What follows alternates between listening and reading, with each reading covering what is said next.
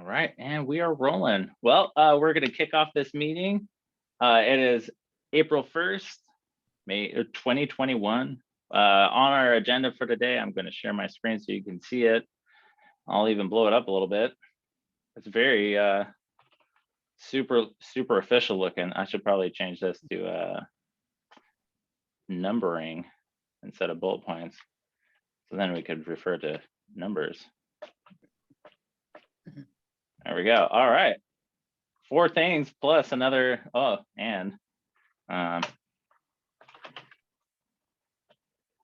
member hop giveaway. I'm excited for that. New hop blend out that I've never heard of. All right. Well, we're going to get underway. Dylan Schatz is with us from Powers Creek Brewing Company. If any of you have had the pleasure of making it out to the Blue Lake Casino, the Wave Lounge, to have any of their beers, you'll know, and you, I hope, feel the same way, that, you know, throwing it back to classic styles and putting your own twist on it, it's been pretty enjoyable, Dylan, welcome. Thank you. Now, what I'm hoping to, chat with you about today is kind of the brewing history that, you're kind of a key figure in. How long have you been brewing here in Humboldt County, Dylan? Brewing 21 years now. 21 years brewing, but 22. Nice. So 22. What year is this? That's like 99? Yeah. 99. So what breweries were around here when you first started getting into the industry around here? Who was brewing back then? It was Bad River, Six Rivers, Lost Coast, Eel River, and Humboldt Brewing. Humboldt, yes. Humboldt was still going. Yeah. Nice. Yeah. So was I. So tell me a little bit about how you got started in beer brewing. Like did that come across as a natural thing, or was it kind of like that fell into your lap and you're suddenly, oh, I guess I'm helping in the beer industry now? Yeah, no, that was it. It fell into my lap. In fact, I was been doing construction for a number of years. The guy I was working with wanted to take some time off. I was currently out of a job. My climbing buddy that worked at Bad River at the time called me up, literally woke me up 6 in the morning on my birthday and said 2 people just called and quit. You should come down and throw an application. At the time, I knew nothing about the brewing industry other than I really did like beer, and showed up and got hired. Started a week later. And, wow, literally falling in your lap. And you said this was an old climbing partner of yours? What's that? You said it was an old climbing buddy, right? Yeah, many years ago, and many beers less. Yeah, much younger self, but yeah, I used to be a rock climber. Nice. So you've climbed it all. I know. I miss the climbing community around here. I climbed years ago and I haven't been back. But anyway, that's neither here nor there. Back to beer. Yeah. So basically, I started off in packaging. Just immediately fell in love with the place. Yeah, it's like just the culture, the people there, just wonderful people, and I have a long time ago, restaurant background, which I did not enjoy restaurant life, but I do love to cook. I still do, and it was just kind of a natural thing for me. And, gravitated towards wanting to, if I was going to work there, I wanted to be in a place that was making beer instead of putting the beer in bottles. And about a year into it, I got that opportunity. I got thrown into the brew house, and the first beer I ever brewed was 17 barrels of Jamaica Red. Straight up, yeah. Never homebrewed before any of that, anything like that. It's just, yeah. So when did homebrewing? When did you realize that you wanted to homebrew, rather than commercial brew? Because I know there's a lot of the expected activity of homebrewers wanting to be, involved in the pro scene. But what I find is that there's a lot of pro brewers who kind of step into it and they go, oh, well, I guess I'm brewing beer now, but I want to brew whatever beer I want to brew at home. When did that happen to you? Within about 2 weeks. Like literally, once I figured out, this is the process. It's like this is cooking. I can do this. I get it. And yeah, so within 2 weeks, I was doing extract brews. Wrecking my kitchen in my apartment, and had the opportunity. I was moving right about that time. Moved to a different house in Arcata that had this huge backyard and a little cement patio and perfect height table. And I'd say within 4 weeks, I had built a 15-gallon all-grain system.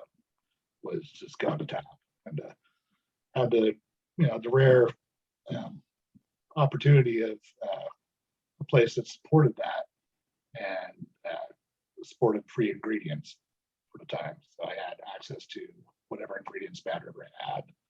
That was gonna be my next question. Where did you get this extract for your first extract brew? Do you remember? Yeah, actually, back then Globe Imports was still around. I don't know if everybody remembers that place, but they were kind of like the only place where you could really get homebrew supplies there. That and the co-op. Yeah. What else? What else was the Globe like known for carrying? Like, were they like a everything random? Just art supplies, just weird toys, import. And homebrew ingredients. Yeah, they kind of had it all. They closed not too long into that, that first year. But anyway, that jump was very quick. Something that for me was attractive was like being able to do stuff on my own. Starting off as a production brewer, it's like you make the same thing, not every day, but you don't feel as at the much of time a we had brewer as you 5 do as a years, cog in a machine. Yeah, so for me, it's just exploring all the different styles out there, being able to do that. That's really what I just drilled down on back in those early days is brewing those traditional styles. Just like looking at the numbers and trying to replicate them true to style. And that's still where I'm at today. It's like that's my philosophy is I really love the old world styles of beer, and that's what I'm doing right now at Powers Creek. It's just getting back to my roots and making the best I can do with those styles, having fun with them, because there's leeway in all those things. It's all, Yeah. So do you feel like you kind of got a promotion by getting downscaled in size? I mean, regardless, I'll put it that way. Yeah. You what? Yeah, I did come out ahead on this whole thing. Yeah, actually. Yeah. Overall, it's like I got a slight raise. My benefits are better, and I'm fully unleashed. I have the leeway to do whatever I want. Nice. There's no set thing that I have to make. Obviously I've got to work with our customer base and brew what they want. But if people want pale ales and IPAs, it doesn't have to be the same all the time. I've been able to brew. I put it this way. So Saturday is the second anniversary of Powers Creek, or my being there, and so April 3rd, 2019 is when I started. We got our final. We went through the federal licensing process, the state licensing process. We got the final state approval on April 3rd, 2020. So 1 year to the date of when I started. And so this Saturday will be my 2-year anniversary, but the 1-year anniversary of Powers Creek, being a legal brewery. Woo! Awesome. And this last year, it's been one hell of a ride, obviously, with the brewing a pandemic and everything like that. But beer kept me quite sane through all this. Gave me something to focus on. Just give me a purpose. Nice. Were you able to still brew, not necessarily serve? Yes, because we were closed off and on throughout all this. Initially, when we first got licensed, we were closed. But I was able to start brewing and actually able to build up some opening stock, some inventory, so that when we first initially opened, we had an outdoor beer garden. I don't know if anybody made there, but casino was still closed, but we just set up outdoor beer garden out front. Was able to launch with 6 beers on tap. And, within the first 3 weeks, well, the people were going through my beer twice as fast as I could make it. And so I actually had to scale back on that and bring in some guest taps just so it wouldn't run out and crash. These are good problems, obviously. Yeah, did you anticipate that, or were you kind of just like, well, we'll see?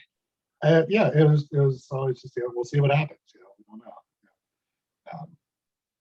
Honestly, we don't move a huge amount of volume out of that place, which surprised me when I signed on. But right now, carrying about 2/3 of the volume that we sell through there. So I have 6 taps of my own. We've got Humboldt cider on as a permanent, and the 8th tap is just locally, rotating local brewery.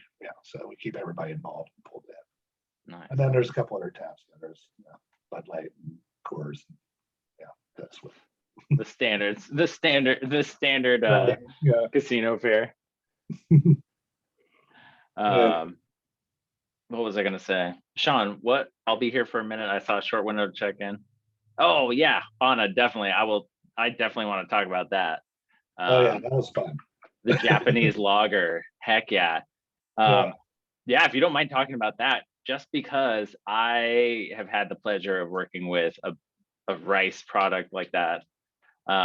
So tell us about the Japanese lager. Like, how did that come about? And what went into your formulation of that recipe?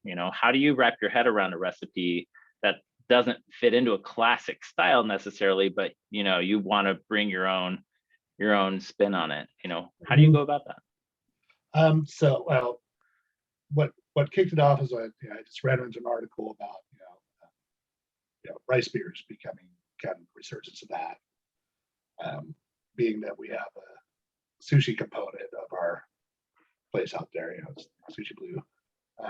It just kind of tickled the thread. It was like, oh yeah, we should get it, should delve into that. It's nothing I'd ever done before. Been making some pilsners along the way, what I've ever had in time. And style wise, I mean, it is a traditional, it's international style pilsner is basically the actual style. And just very, very light, high end rice adjunct. And so I looked at it, kind of dabbled around, looked at things, never made one before. Settled on basically Wyerman Pils malt and some puffed jasmine rice, which instead of flaked, it's kind of a more pre-gelatinized, puffed whole kernel rice type thing, which milling that stuff was really interesting because it tended to have a lot of static cling to it. Let's just say, if you ever remember those old beanbag chairs from the 70s and 80s, imagine taking those styrofoam pellets out and trying to run that through your mill. It was kind of like that.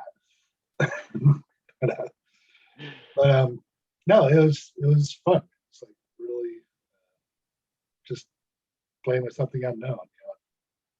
Were you able to get a jasmine, like a slight jasmine hint on the end after you had brewed it? Like, could you pick that flavor out? Yeah, it did come through. It was 30% jasmine rice and all lemon drop hops. I just threw a little bit of Liberty into the hop back, but that was it. Nice. Yeah, I was really pleased with it. It's, I say probably the most delicate beer I've ever brewed. Really happy with it. So yeah. Yeah. How do you feel about lagering on your system now? Because I mean, you've got quite a few lagers under your belt by now. How are you feeling about that? Because you got a glycol chiller.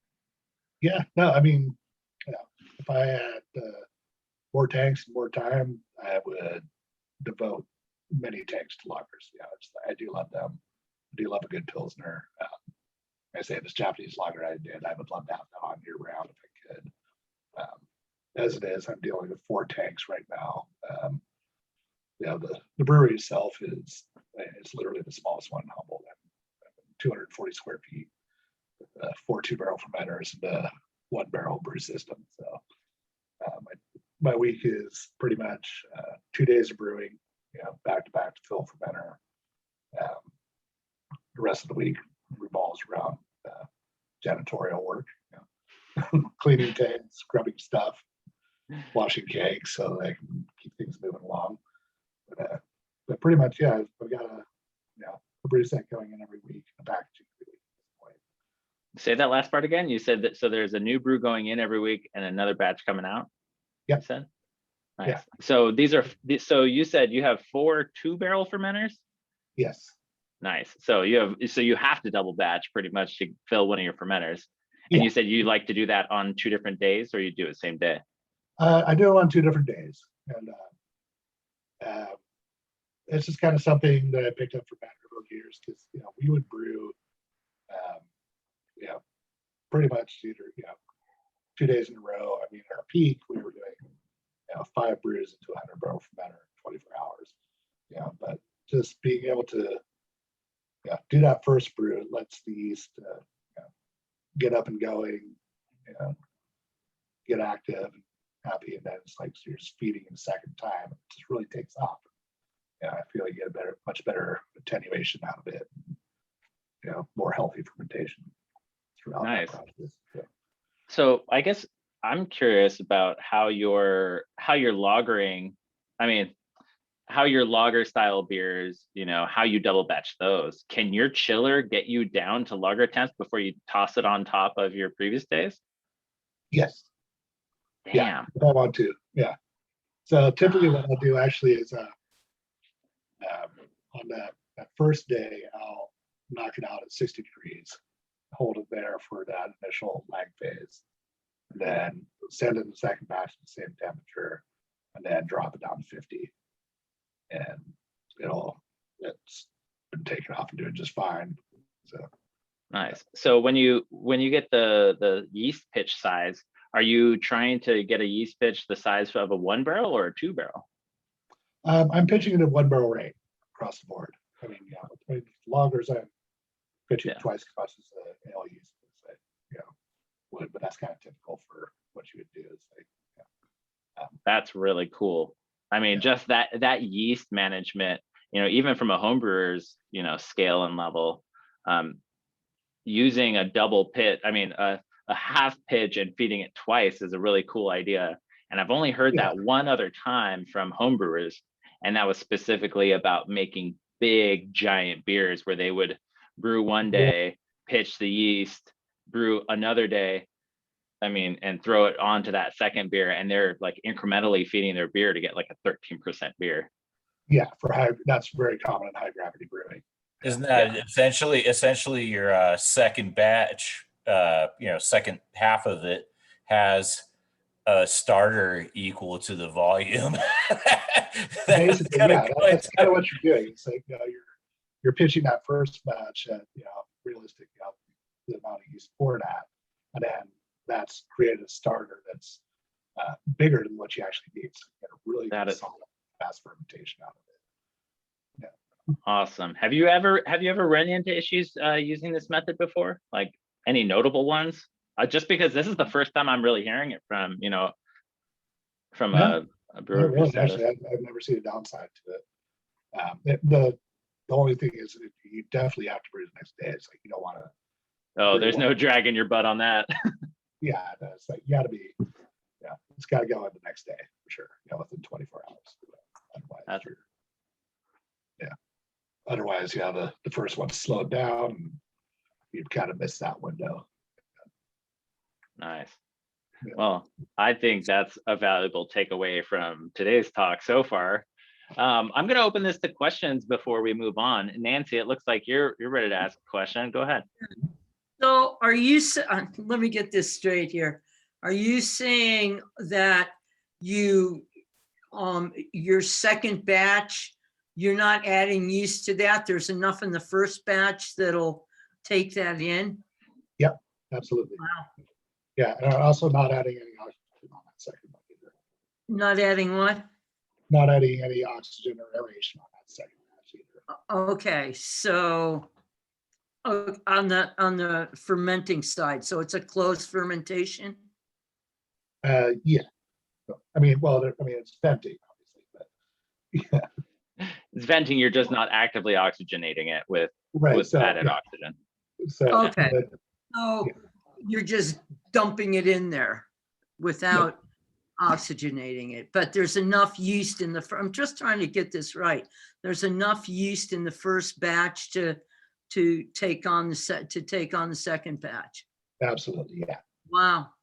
Yeah. That's great. That's 'Cause I- freaking cool. I've Yeah, in just, fact, actually, yeah, at Mad River, when we were brewing on the original Sierra system, yeah, we would do 5 brews to fill up our fermenter, and we would pitch for the first batch only. What? And that was enough. So that constant feeding cycle, yeah, it's like every 6 hours, another batch would go in. well, you know, That it sounds yeast would be replicating the whole time. It makes perfect sense. I mean, essentially, that first batch of beer is the starter for the right. Exactly. second batch of beer. And like, can you think of a more insane starter than an actual batch of beer that's Yeah, 'cause, fully yeah, fermenting? Yeah, so by the time you're putting Yeah. in, it's like that first batch is like just hitting microism, and so you're just feeding it, keeping it going. Hey, Kenny, I saw Kenny had his hand up. Go ahead. Hey Dylan, thanks for joining. Good to see you. It's really good to see you, brother. Didn't get a chance to make it out to Powers Creek yet, but as soon as we get some time to head out to Blue Lake, we're definitely getting some of that beer, man. Awesome. Question: I was going through some of my old picks of like Strange Brew from a couple years ago. You're famous for doing all sorts of different crazy brews for that event, and I think on certain years you would have like 12 to 15 different beers on tap at that event. What was either the most interesting, the weirdest, or the most memorable beer that you made for an event like that?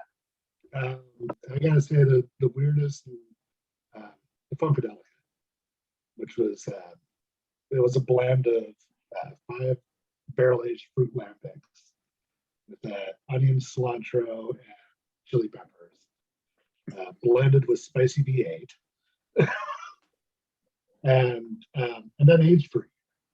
And it would actually kind of re-ferment V8 in that keg. It's the most god-awful thing you ever tasted, which also somehow tasted amazing at the same time. Which, yeah, that was awesome. The worst one I did, I thought, was the Tang IPA, which was a whole tub of powdered Tang. Yeah. And Sardinia wasn't far behind that one, my friend. That was an inside joke as well. Yeah. Anyway, no, those were a lot of fun, but yeah, definitely just way out there. Yeah. Anyone else have a question who they'd like to hear Dylan respond about? Before I keep dragging us along in another trajectory, Sean, go ahead. Sean first, and then Nancy.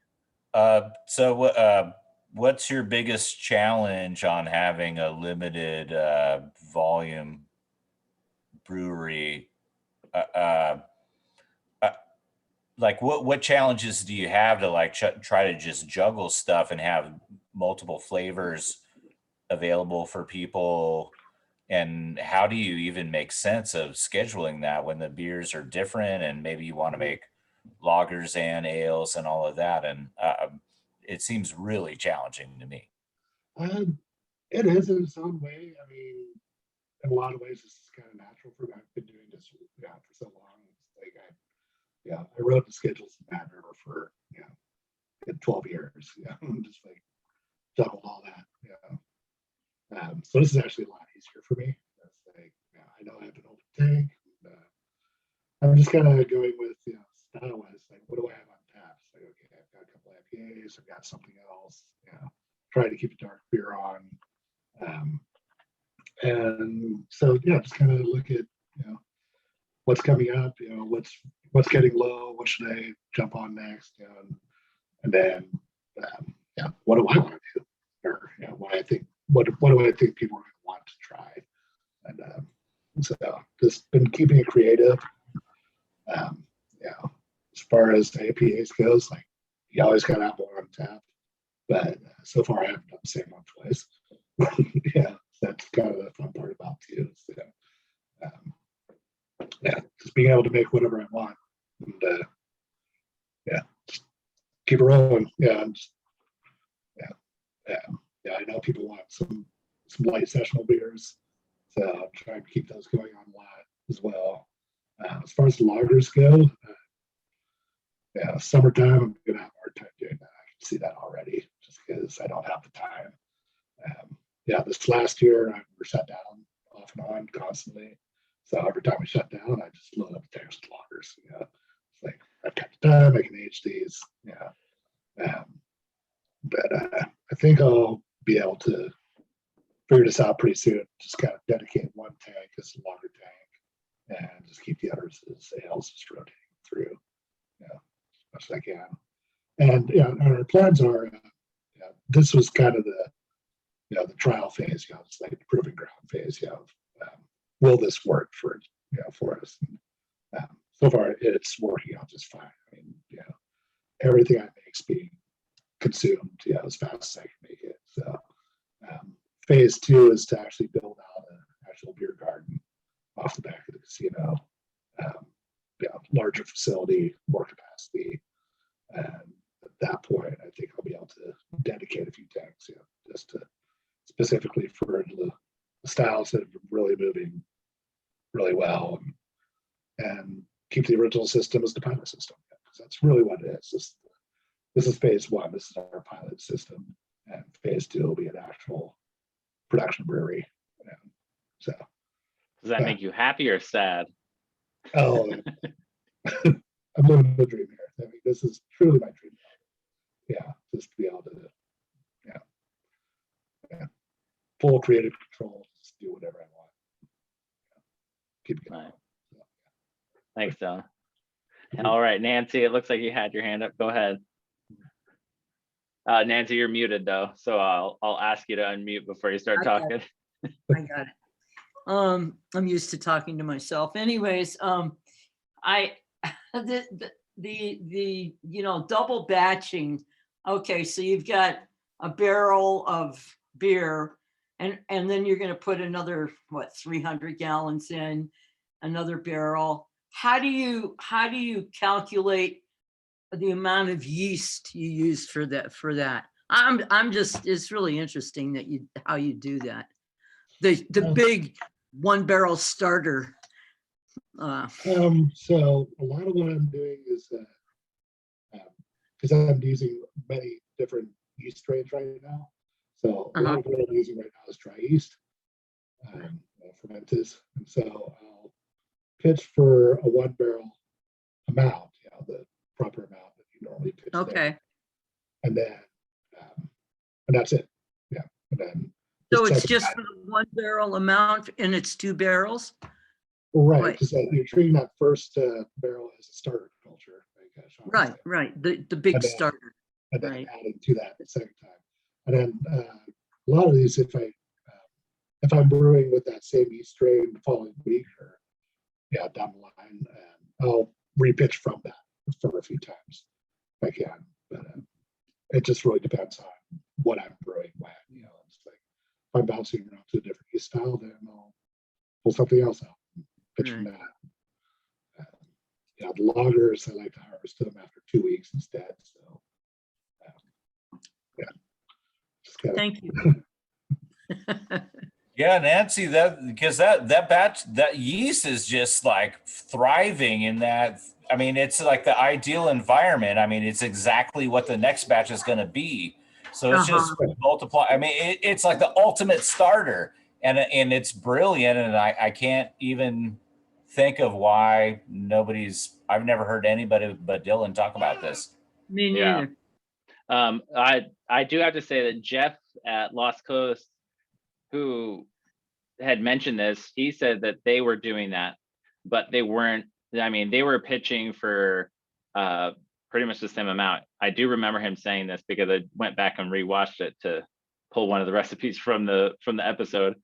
But yeah, he had mentioned it once where he was like, oh yeah, on some of the brew days, you know, we'll pitch yeast into the tank and then pull off half of the beer and put it into another tank so they could pitch on top of both tanks as an effective yeast starter. So yeah, I see it's that, super yeah, interesting. they were a much larger production facility than. Oh yeah, they're trying to pinch pennies as much as they can on yeast, you know. Yeah.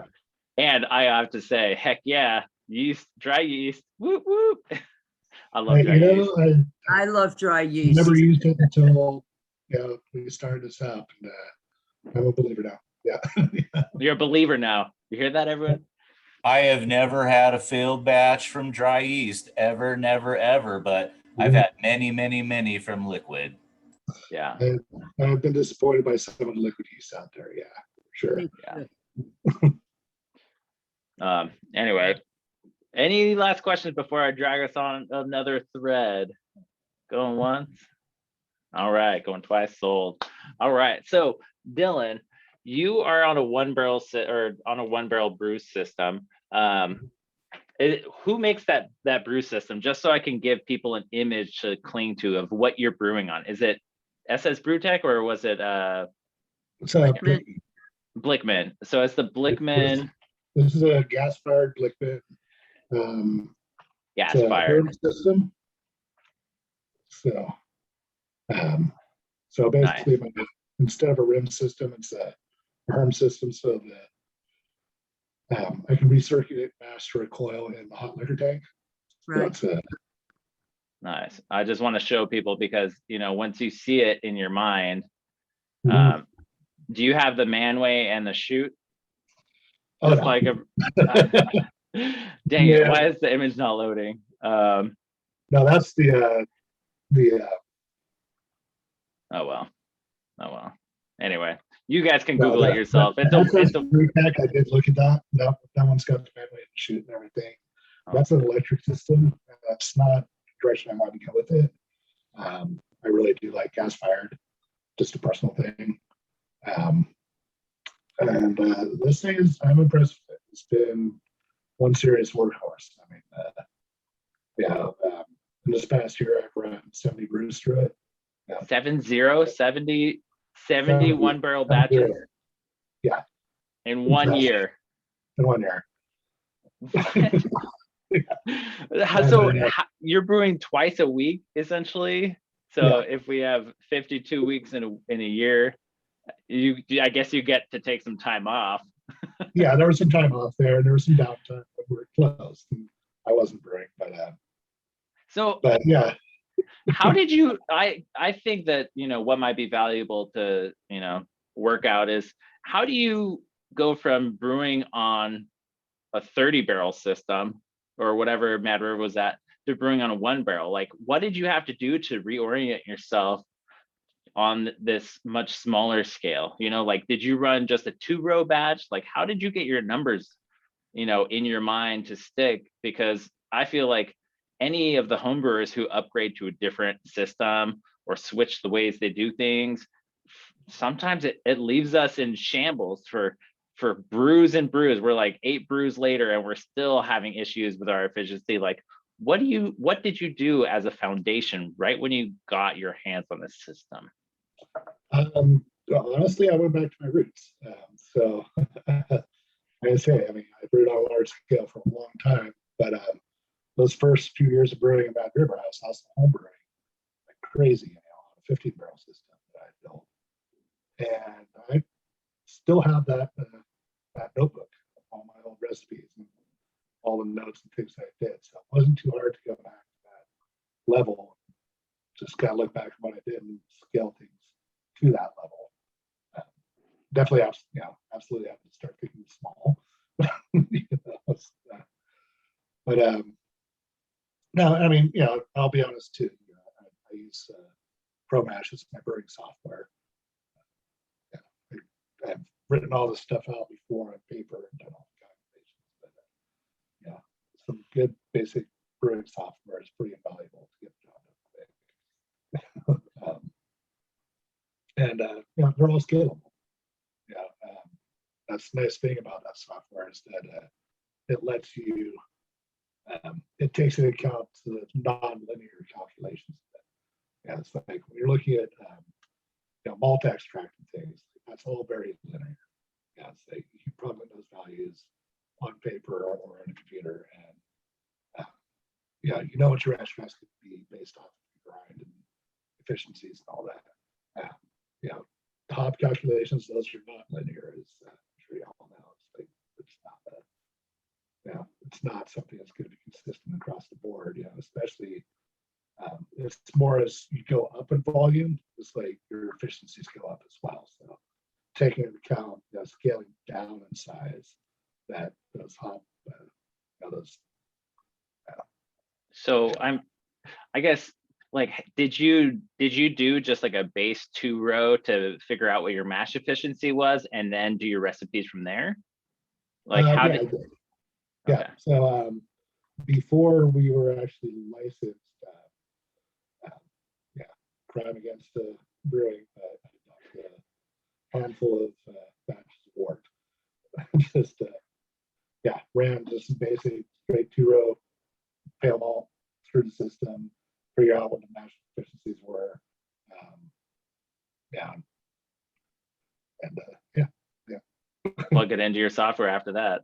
Well, Yeah. that's a good way to do it. I've got I'm a just job in the mount, yeah, with the system, with a fine grind and a little bit of rice tools, I'm getting 91 to 92% efficiency. mash efficiency or total brew house efficiency? Yeah. Damn. Which is amazing. Yeah, it's great. Yeah. So since it's a Herms, you said it's Herms, right? Right. So you're essentially recirculating, or you're always recirculating and you're heating it to maintain the temperature, right? During your mash. Mhm. In fact, actually, what I'm doing is I'm doing a very long step mash, or it's not even a step mash, really. So what I'm doing is I'm mashing in for a target mash temperature of 122 with a protein rest, letting that rest for about 20 minutes, and then I start my recirc, and I'll run that for about yeah, from mashing to kettle cast, transfer to the kettle, about 80 to 90 minutes. So and that's while the hot liquor tank's heating up at the same time. So I'm going from 122 as a protein rest all the way up to the time I start transferring the kettle. My mash bed's up to 156, and then I start my sparge, start running off, and by the time I'm into the kettle, mash bed's up to about 168. So. Nice. How long did it? So sparge times is something that a lot of homebrewers don't need. But it's working for me. Well, so sparge times on a large system, how long, was the Mad River sparge? Like how long did that actually take after you're mashing from when you're done and everything's into the kettle? About 45 minutes to an hour. So that's what it is now, or that's what it is? That's what it was in Mad River. Mhm. Right now I'm averaging about 40 minutes. Oh, okay. So it's not that big of a difference from a. Really not that from a big a huge size. difference now. It's like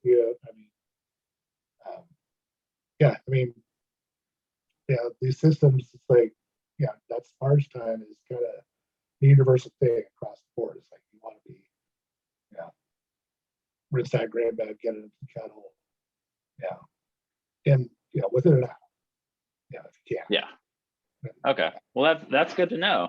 That's good to know. So that when we try to scale up our recipes from 5 gallons to 15, the sparge is still going to be just about the same time. Yeah. I mean, the process really does not change. I mean, you could brew 5 gallons, you could brew 50 barrels, and the process is still the same. Hans is over there taking notes like, okay, when I'm brewing to fill my barrel. Thanks, Sean. Glad you could join us for this. See you later. And yeah, he's gone. Cool. Anyway, are there any more questions that have popped into people's heads while we're still on the subject. I feel like, seeing homebrewers, talk to commercial brewers of how similar our systems are is really valuable because it takes a lot of the scary aspects out of it. Yeah. What else? Yeah, Christina, go ahead. I'm wondering about, since you have the experience brewing on gas versus electric and whether you have a preference. Well, I had no experience brewing on electric. It's just I don't know. I mean, electric, I've heard a lot of nightmares about it. A lot of scorching going on, things like that. Not the most even boils. My experience is brewing on direct fire. That was Mad River, and that was my older system. Later on, when I did upgrade the brew house Mad River, we went to a steam fired system, which operated very differently. And I do feel that it changed the flavor aspect of it. There's a certain it's not a scorched or burnt flavor, but a different level of caramelization I think that you get from direct fire, and that's just a flavor profile that I do like. So bit of a traditionalist in a lot of ways, I guess. As far as other things go, it's like I prefer not to brew with pellet hops. Back in the day, Mad River brewed strictly with whole leaf hops. That changed and evolved over the years and became a blend of pellet and whole leaf, and eventually became just straight pellet. What I'm doing now is I'm brewing with all whole leaf hops on the hot side. I just think you get a much more rounded flavor out of it. And I am dry hopping with pellet hops because that's a lot easier. You definitely get more flavor out of it that way, I think. But yeah, it's all just personal preference in a lot of ways. Nice, thanks. And Christina, I'd love to talk to you later about electric brewing because I've just recently been dabbling into it, and I have previously just been gas. So we'll talk about that later. Thank you. Thanks, Dylan. Appreciate it. All right. Any last questions before I want to dive down one last tiny little rabbit hole with Dylan. Any questions before we go there? And then we're going to get Dylan to his family function. No? All right. Well, Dylan, I'm really curious. If you could drink one style of beer for 1 month, like if someone would say you can only drink one style of beer for the entire month, what would it be? I'm gonna go with my default answer. My favorite The one in beer my hand. My favorite beer is the one that I haven't tried yet. So The one you haven't tried yet. And so how do you feel about that now that everyone's, after that new beer, that new style feeling? How do you feel about the whole, haze craze or seltzer fad, despite you being of this opinion, how do you feel about that? I'll just say this: I will never make a hazy IPA. I think they're an abomination. No, I mean, I'm honestly, I'm tired of going to the grocery store and seeing nothing but IPAs on the shelf. I mean, I do like them, but no, I'm just I miss the traditional styles.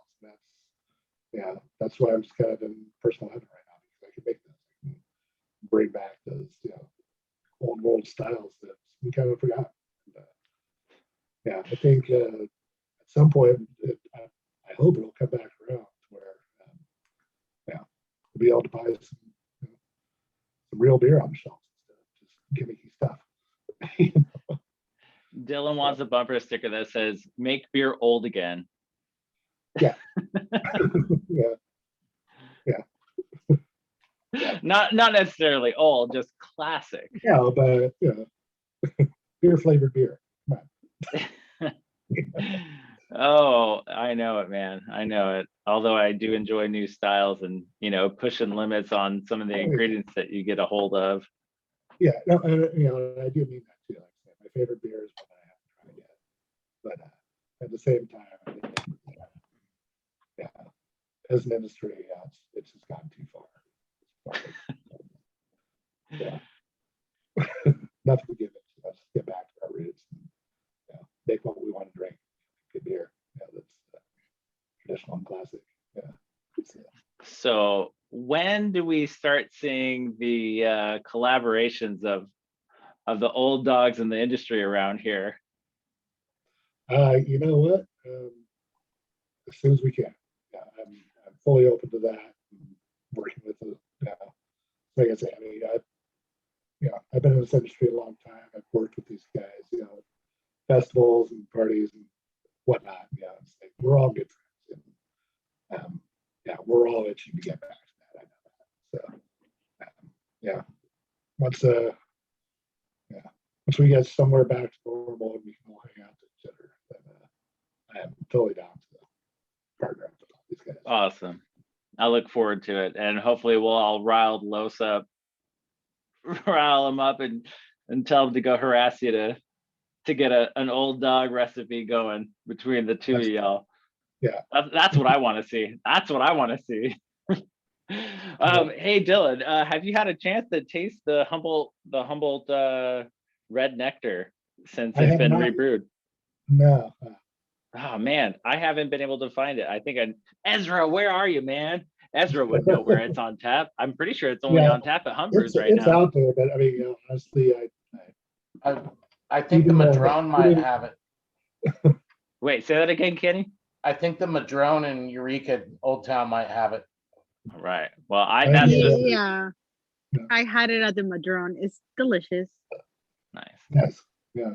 Dylan, what's your classic old style? I mean, I hate to use that word, because I'm not saying you're old, but I mean the beer styles change like every 2 years. So if you're like not paying Yeah. attention or you blink, you're suddenly drinking old styles.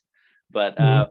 what's your quintessential like early Humboldt County brewing, like the late 90s, early 2000s? What's your quintessential beer that was ubiquitous and that you clung to and thoroughly enjoyed? And there's no shame in saying any kind of local beer around here, but I'm just curious. Right. Well, honestly, ironically, it turned out to be the beer that I drank the least of during my time in Mad River, but back in the day, Steelhead was it.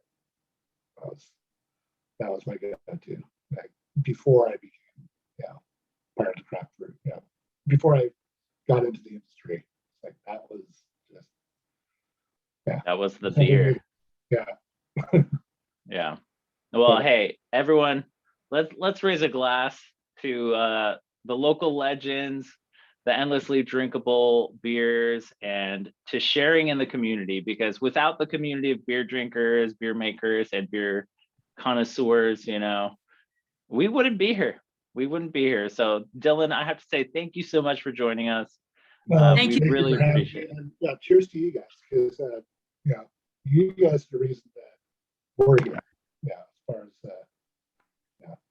far as brewers go. Well, we look forward to serving you beers. So, We look forward to serving. What do I say before you guys go, or before I go? Just want to throw this out there. Strange Brew comes back. You guys crush it. Get together, fill that thing. You had it in the bag almost last time. So just go balls out. Take that. I'm rooting for you. 100%. All right. Thanks, man. That means a lot to us. That really does. Here to Strange Brew, because honestly, I feel like I don't know about you, but that's my favorite local festival. Like hands down, Strange Brew is my favorite local festival. It was fun, yeah. And I'll be honest, I doubt I'll be there again. The fun part about Mad River is like I have plenty of beer at my disposal to essentially wreck and make a couple and tweak around with. But at this point, I don't have the beer to spare for that. Until we get I guess you'll just be a VIP taster from now on at Strange Right. Brew. Well, Okay. Dylan, if you ever want to homebrew a beer and enter it at Strange Brew, you're always welcome with us. You're always Awesome. welcome. If you want to throw a homebrew batch together and fly the Humboldt Homebrewers flag, honorary invitation. So, hey, we will gladly accommodate you with a tap. No problem, man. We'd love to have you. Awesome. All Thank right. you all. Really appreciate you having me. Good. Thanks, Dylan. We really appreciate it. And just for everyone out there, if you can get out to sunny, beautiful, warm Blue Lake. Dylan, do you guys still have that outside area out at the front little roundabout where you're serving beer? Not at the moment now. Darn. It's been moved. It's been back and forth through all this. Yeah, everything's moved back inside. But we do have plans to bring that back in the summer, hopefully. So Sweet. we'll get to it. I hope so. I loved being outside, despite it being like right at the entry of the casino. I was like, I don't care. It's sunny. It's nice. That was actually a nice little setting. Yeah. So I mean, yeah, we'll get back to that. Sweet. Yeah. All right, Dylan. Well, we look forward to seeing what's in store for you, and look forward to drinking those beers. Awesome. Thanks, Dylan. Have a great night. You too. Good to see y'all. Cheers. All right, everyone. Well, we have ticked off our first thing from our agenda. I'm going to share my screen with you so you can see what we've got on our agenda. We just finished Dylan Schatz, the brewer at Powers Creek. That was awesome.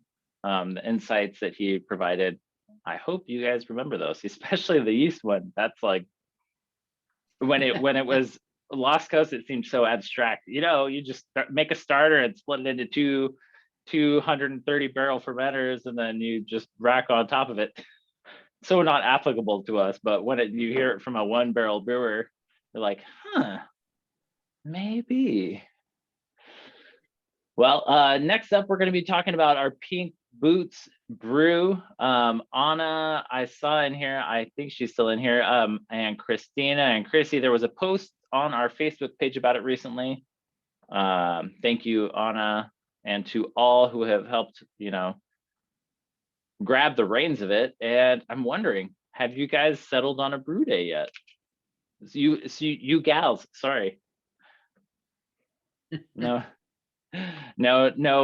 brew day yet. Anna, go ahead. No, I just came back from Washington, so I got the hops at a brew shop over there in Seattle. So no, we are just talking about what kind of beer we want to make. There was a possibility to use a kitchen in Arcata.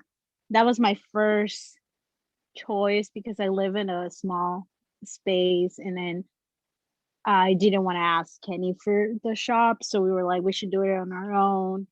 And then we decided, well, Christina, she offered her home, and yeah, so far that's what we got. I got the hops though, so that's all. I don't know what else to say. We don't really have to do it in March. It could be in April. I just wanted to do it because it's something that the women in the club could participate in. And last year we did really well, and I think it was a dark IPA we had, and yeah, I like that, and it's good to learn from each other. Nice. Well, last year we had talked about the club sponsoring the Pink Boots Brew Day. Did you secure the Pink Boots blend for this year, or was it? Well, it's actually from last year, so yes, it goes a year before. Yeah, the shop in Seattle had all of the hops except for one, which is the I'm not sure if I'm going to pronounce it right, but it's called the, hold on.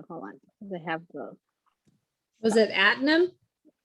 yeah, and that's like a tropical hop, and that's all. The rest is cashmere, citra, laurel, and sabro, and is the 2020 hops. So we were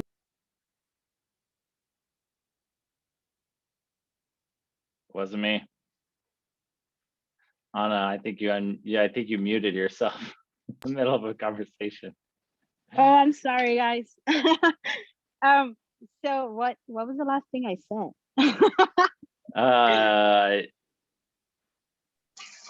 You were I talking don't- about the hop missing, but that you had obtained every other hop except for the Atmum.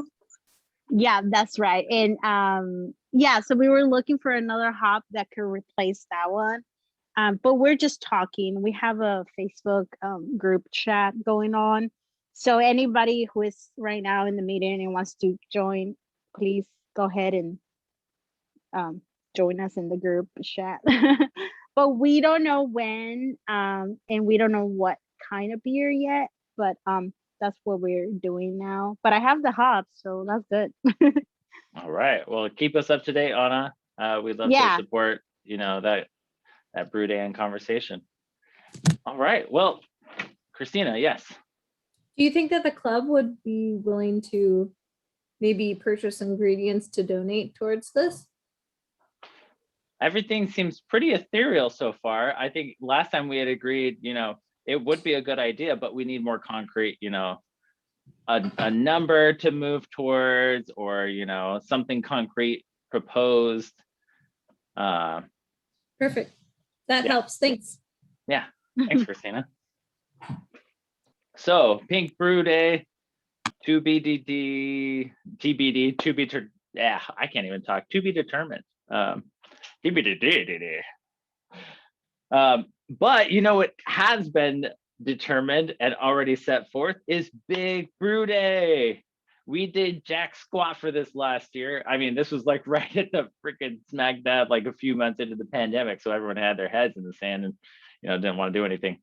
I understand that. But this year, Big Brew Day, we are hoping to do a digital event. So whether that is, people brewing, people talking about it, people live streaming it. At the officers meeting, we had discussed having a 1 hour event online to give people a very narrow window to hit, so that we can have the most amount of participation and the least amount of boredom, so to speak.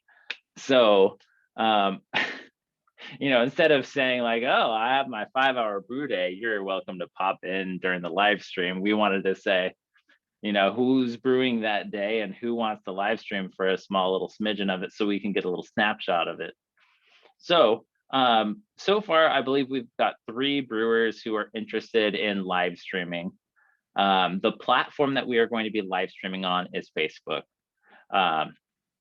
We have the ability to do a Facebook room. So a Facebook room is kind of just like this, where it's like a Zoom meeting where you see anyone who joins, you see their face. If they turn the camera on, you can hear them.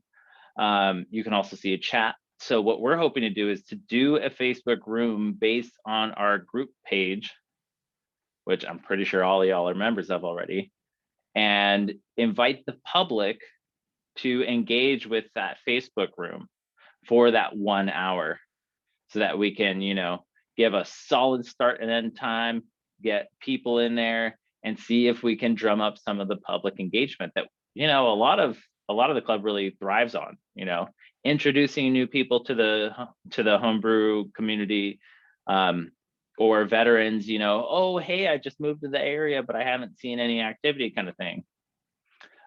We want to blast this out on our public media channels with Talvi at the head of that campaign. So what I'm wondering about is, what was the time we set? 11 to noon, or was it noon to 1? I don't recall. What did I say? What did we agree upon? Christina? It was 11 to noon. I think it was 11 to noon. It was 11 to noon. Yeah. Okay. So 11 to noon on Saturday, May 1st is going to be the club's Big Brew event.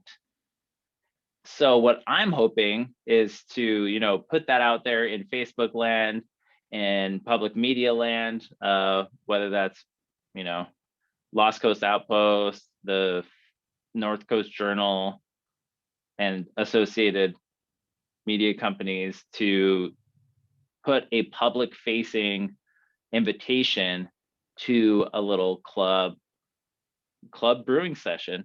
You don't have to be brewing in order to join. I want to make that clear. You don't have to be brewing in order to join this Facebook room, but I would like people to, you know, enjoy the jovial event. Je ne sais quoi. What do you call it? Someone help me out here. The festivities, add to the air of it.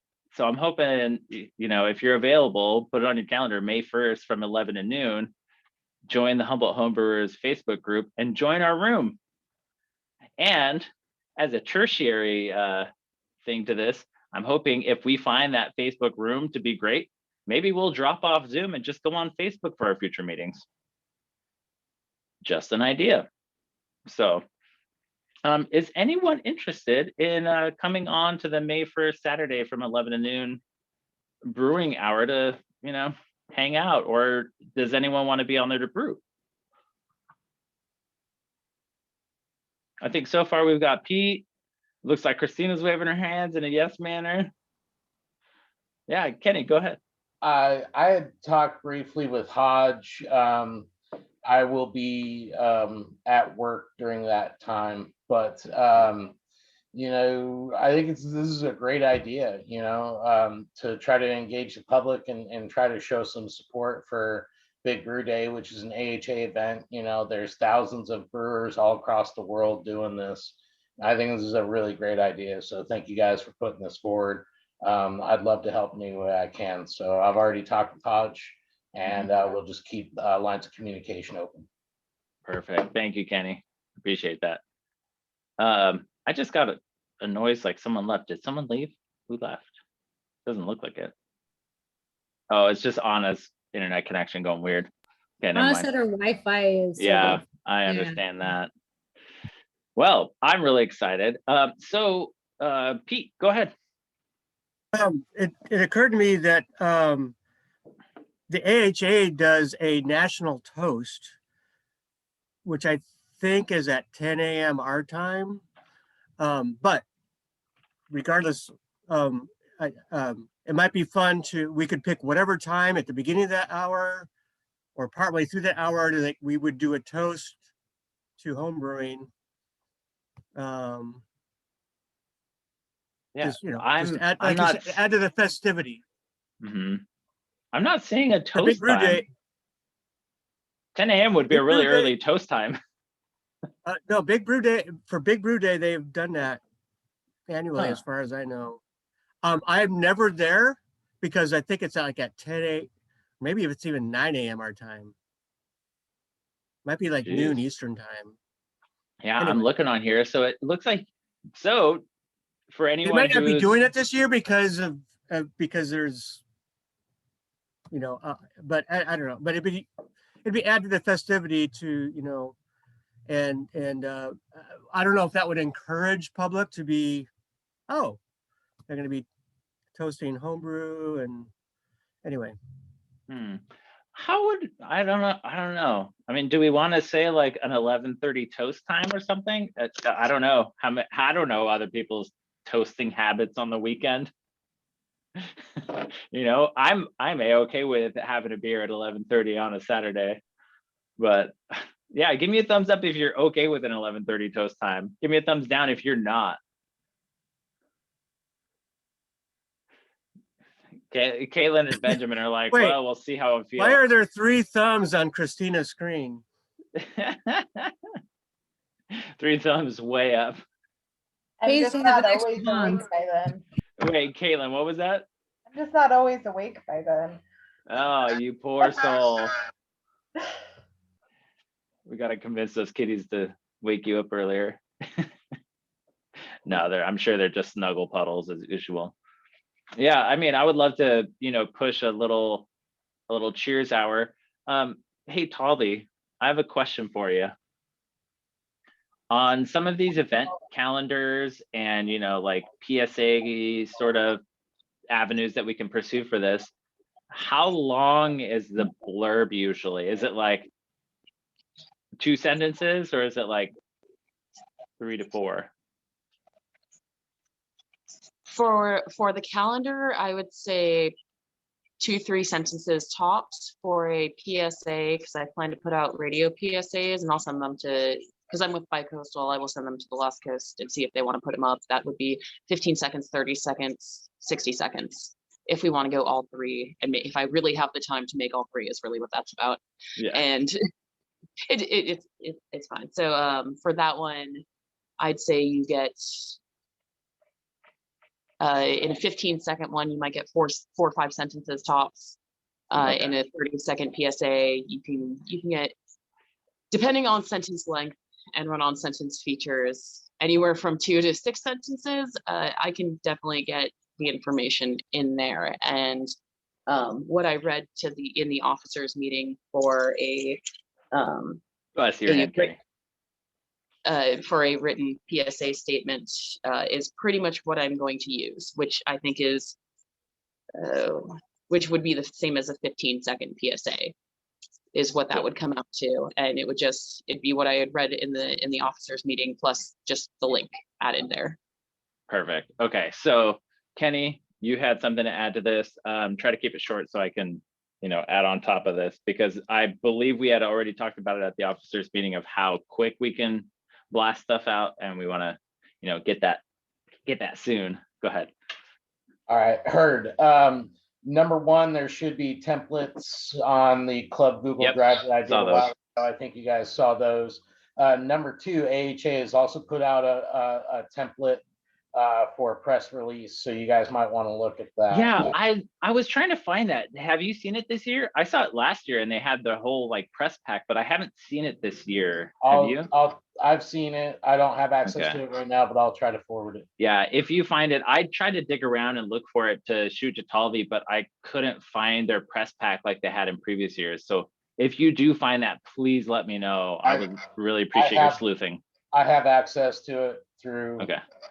Yep. Sweet. Yeah. Thank you, Kenny. We really appreciate that. And we really want to use some of the official like logo and branding of it to push it as well. So thank you, Kenny. If you can, just shoot it to the club email and Talvi will get it.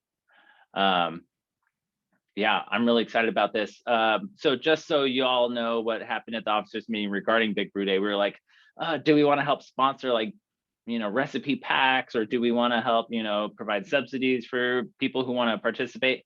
And ultimately we realized we're like, not really. Like if people want to participate, they want to participate because of what they already have planned, not necessarily what, their hindrances are. So we're not throwing money at any of the problems right now. It's more of a, let's see if Talvi can kick ass, because Talvi's been kicking ass at some of the PR campaigns that we've pushed so far. And I mean, we hear her all day on the radio. Talvi, thanks for joining us. I know, sorry, oh shucks. But I would really love to get some of the public, pushed into this, because if y'all have looked at the Humboldt Homebrewers page, we've had 15 new members in the last 2 weeks. Like, I really, really, really would love if anyone who's on here right now can, post on Facebook any content in that Humboldt Homebrewers group, just to show that we're engaged, because, we really are. We are really, an engaged group in little communication avenues, but not necessarily on our homebrewers page. I mean, on the Humboldt Homebrewers group. Sorry, let me get that right. The group, not the page. Anyway, so if you have a minute, you're sitting on the toilet, you're thinking about homebrew, post on the Humboldt Homebrewers group. We'd love to hear from you. And I really, really like seeing, more faces, on the group. I'll probably be hitting up Kevin Nassett soon, because I want to learn what he has to say about sour beers. Kevin, I don't know if all y'all remember him. We haven't seen him in a while, but he had some serious stashed sour beers in his cave, where he had like 8 different carboys that he was pulling from to blend sour beers. And I'm about to embark on my first lambic style sour beer, Solera, that I want to start, because I don't have a whole lot of time to brew, but when I do, I can brew like 10 gallons at a time and put it into a sour beer. you know, because those are long haul beers where they're like 6 months at a minimum.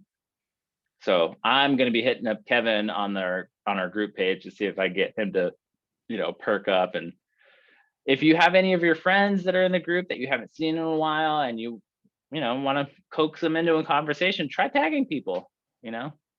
Anna, it's great to see you, and I hope you tag people for that Pink Brews. I mean, I loved seeing that. I'm so appreciative of that. Just try to bring the members that we've seen in years past, try to bring them into the fold and bring them up. John Johnson, he's on Instagram. I don't know if y'all remember him. He brought some really killer meads. He like just showed up out of the dark in one of our meetings and brought some killer meads. And I was like, dude, what? This is amazing. And it was brewed on like a beer timeline. I was like, holy crap, how did you do this? And he's only on Instagram, so I can't tag him in Facebook posts. But he just posted on Instagram recently, and Kenny, you know, reposted from one of his brew days. You know, I'm like members like that who showed up a few times and then, you know, didn't make it back. I would love if you try to remember their names and tag them in a post, you know, to bring them back into the fold. Kenny. I'm going to dovetail on that, Chris, since you did bring it up. I think Instagram, it would be great to see the club get back on that. I think we are missing a large portion of our potential demographic for the club. You know, it's a great format, a great way to communicate. Plus, you can, as an admin, you can cross post directly to another platform such as Facebook or Twitter or whatever. So it makes it really easy from a PR standpoint. It's awesome, and I think the club can really increase the amount of eyes that are watching us and kind of seeing what we're doing by utilizing other platforms. So I think it's a great idea, though.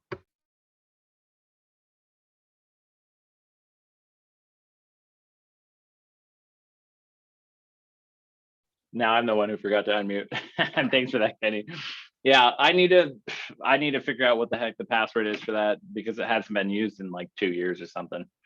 So I need to find out the password and reset that sucker. But the one convenient thing about Instagram is that the profile switching that you can do, if y'all are too embarrassed to follow all the beer people, follow them on the Humboldt Homebrewers page so that you have your beer feed and then your own personal feed. It's great, but it makes it really convenient, even on the app, to post it to the different groups. So once I know that, I'll be blasting that out to officers, because anyone who's in the officer corps, like, take a picture of your carboy that's fermenting and post it, like freaking anything, you know, engagement. It's great. And you can do it while pooping. Anyway, on to Big Brew Day. So Big Brew Day, 11 to noon.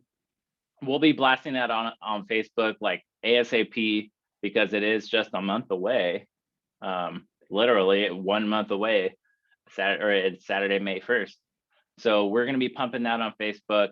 Please repost it, share it with your friends, share it wherever you can.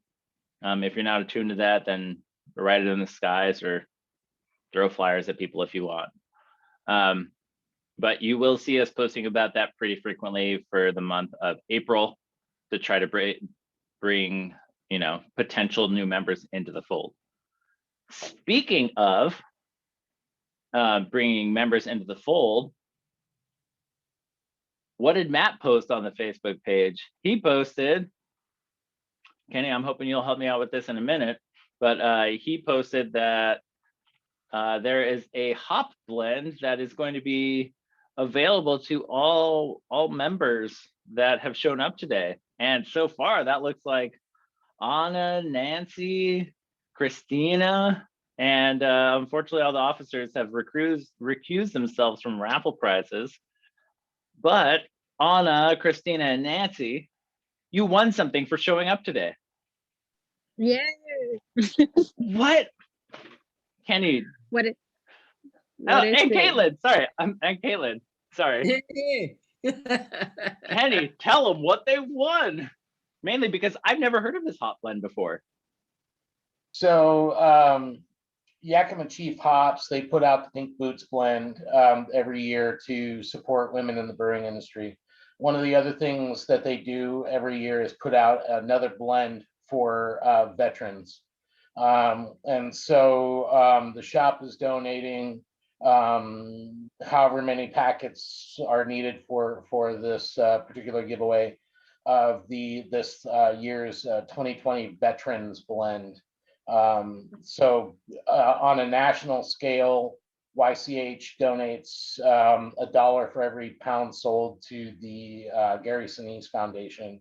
They do a lot of really awesome things for veterans. Here locally at the shop, I've donated a projected portion of the proceeds of the sales of this hops to the what used to be called the Veterans Resource Center around the corner from the shop. Now it's called Nation's Finest. So further purchases of this blend will help to support local veterans here on the North Coast. But it has I'm looking it up, I'm trying to remember what it is. It's a blend of Idaho 7, Talus, Sabro, Mosaic, and HBC 630. Yeah, so it's a really, really cool thing, you know, and just something different, something very unique. And, you know, it just goes to show you that the brewing industry and everything that we do as home brewers, you know, we can do bigger and greater things. And it's not just the individual, it's about what we do for our community and what we do to help support each other. So you guys have won 2-ounce packets of each of these of that particular blend, and there is more available, as well as the this last year's, not the current blend of Pink Boots, but there is last year the 2019 blend of Pink Boots available at the shop as well. And so anybody that's coordinating that event, talk to me and we can work out specifics of availability. But I think that there's about 4 pounds of the Pink Boots, and I've got a lot of that Veterans blend. It goes great in a hazy, and I think it goes for a good cause. So thank you guys. Thank you. Amen. Thank you, Kenny. Thank you. So any of you winners, Christina, Caitlin, Nancy, and Anna, if you want to pick up that hot blend, it's available at the Humboldt Beer Works shop. Look it up on Google if you're not familiar with it. Awesome. Thank you, Kenny.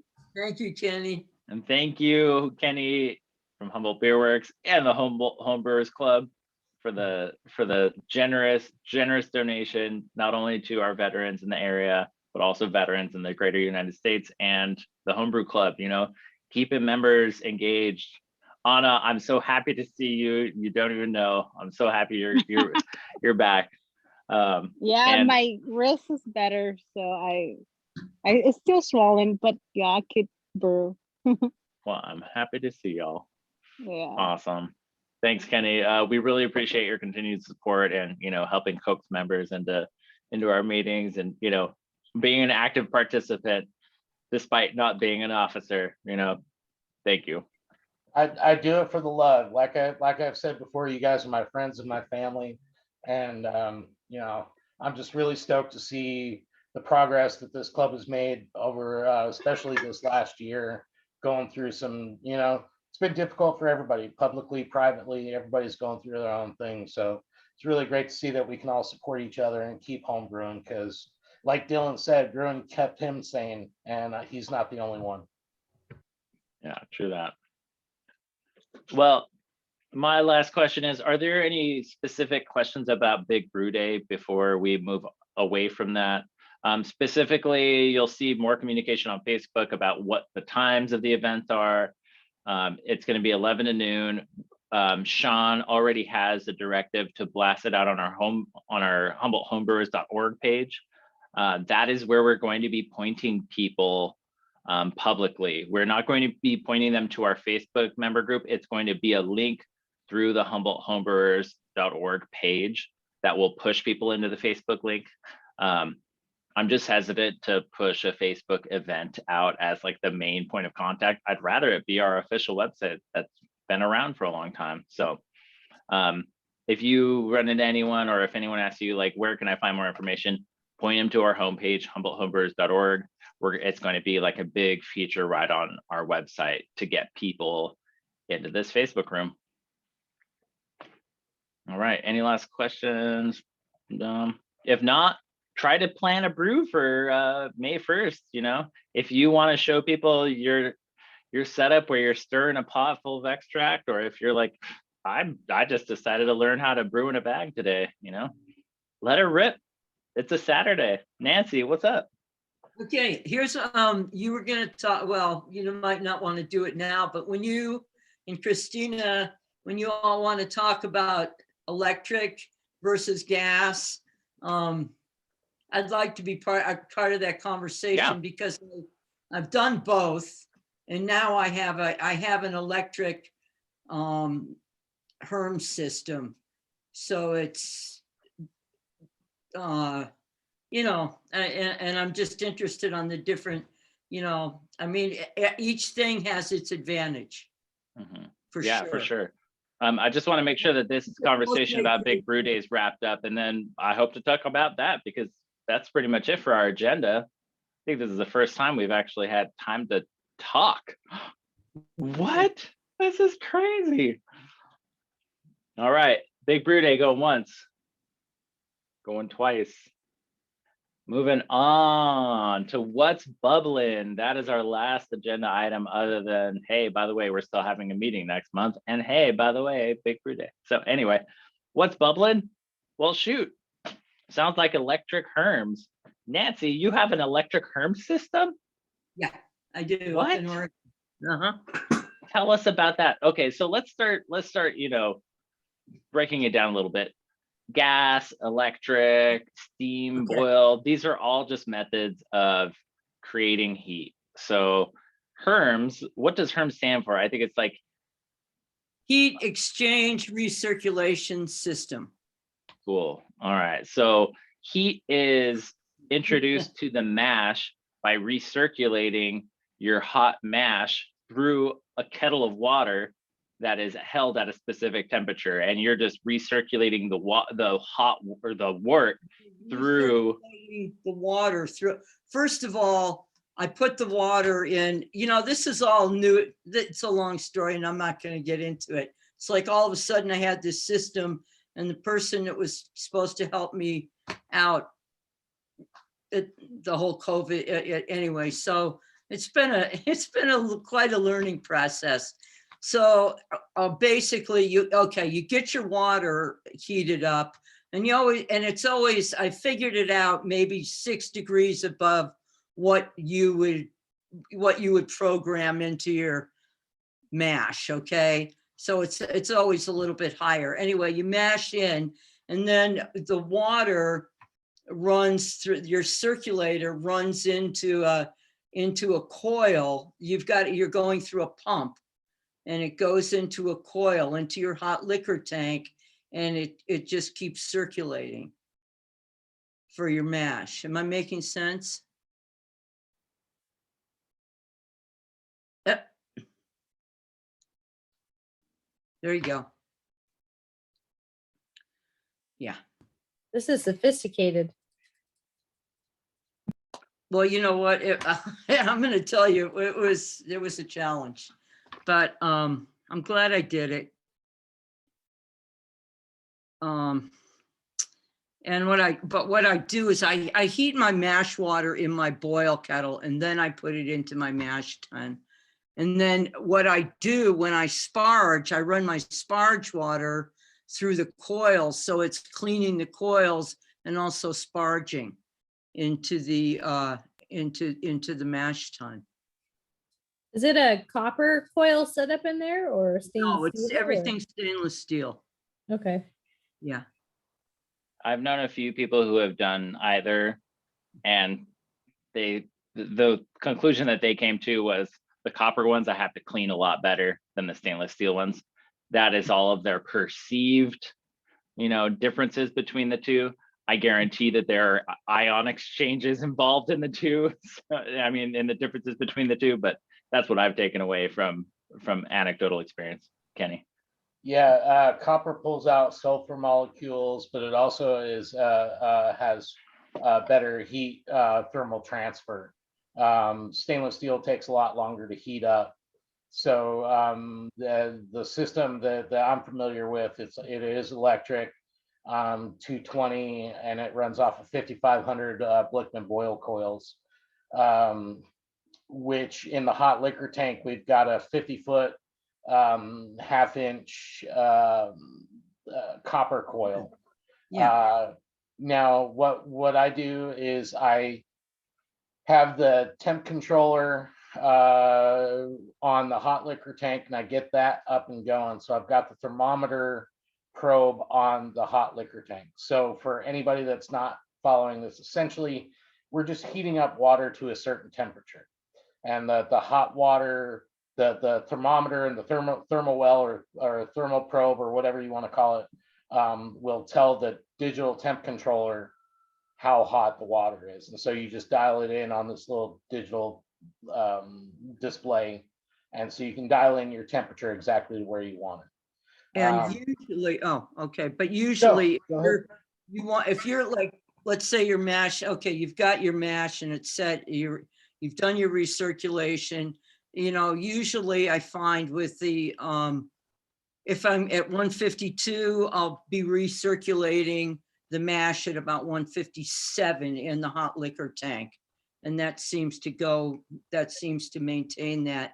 It's kind of trial and error. I mean, but the more you use it, the more you know it. But it's been a journey, but I like it. And the other thing is I have that here in Oregon. In California, I use a cooler and a burner, and I feel like, you can make beer on anything. It's like you want to ski, you want to snowboard, you want to ride the top of a garbage can lid. It doesn't matter. You'll get down the hill.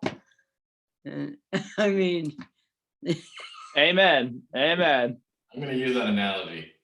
Yeah, seriously. And I mean, that's one thing that I really like to remind people of is like, there's no wrong way of brewing. You just end up different places, or sometimes all of you have different ways of doing it and you end up at the same place, beer. Oh, there's a wrong way sometimes. Oh, there could be wrong ways, but there are That's many. Whether it's drinkable or not. Yeah. So I thought I saw Christina with her hand up, but I'm going to answer just real quick on Nancy's thing. So Nancy, what the system that I have, what I do when I'm recirculating is I pull the temperature cable from the hot liquor tank and actually put it on the output of the coil. That'll give you a much more accurate temperature. Yeah. So we have two temperature probes, but one cable that I switch between the two. Okay. It's kind of a pain, but it's much more accurate and balances out a lot faster. Well, you can also the thing is, it's cold. It's, hotter on the top than the bottom. You can you can use a small recirculation pumper. You can just stir the hell out of it. That's usually what I do. But yeah. nice. So Christina, did you have any specific questions regarding, the differences or similarities between gas and electric that you wanted to? Well, I guess I had three. So from what I remember right, the system down at Kenny's, which is electric, and if I remember right, that is a Herms system. That only has one pump though, right?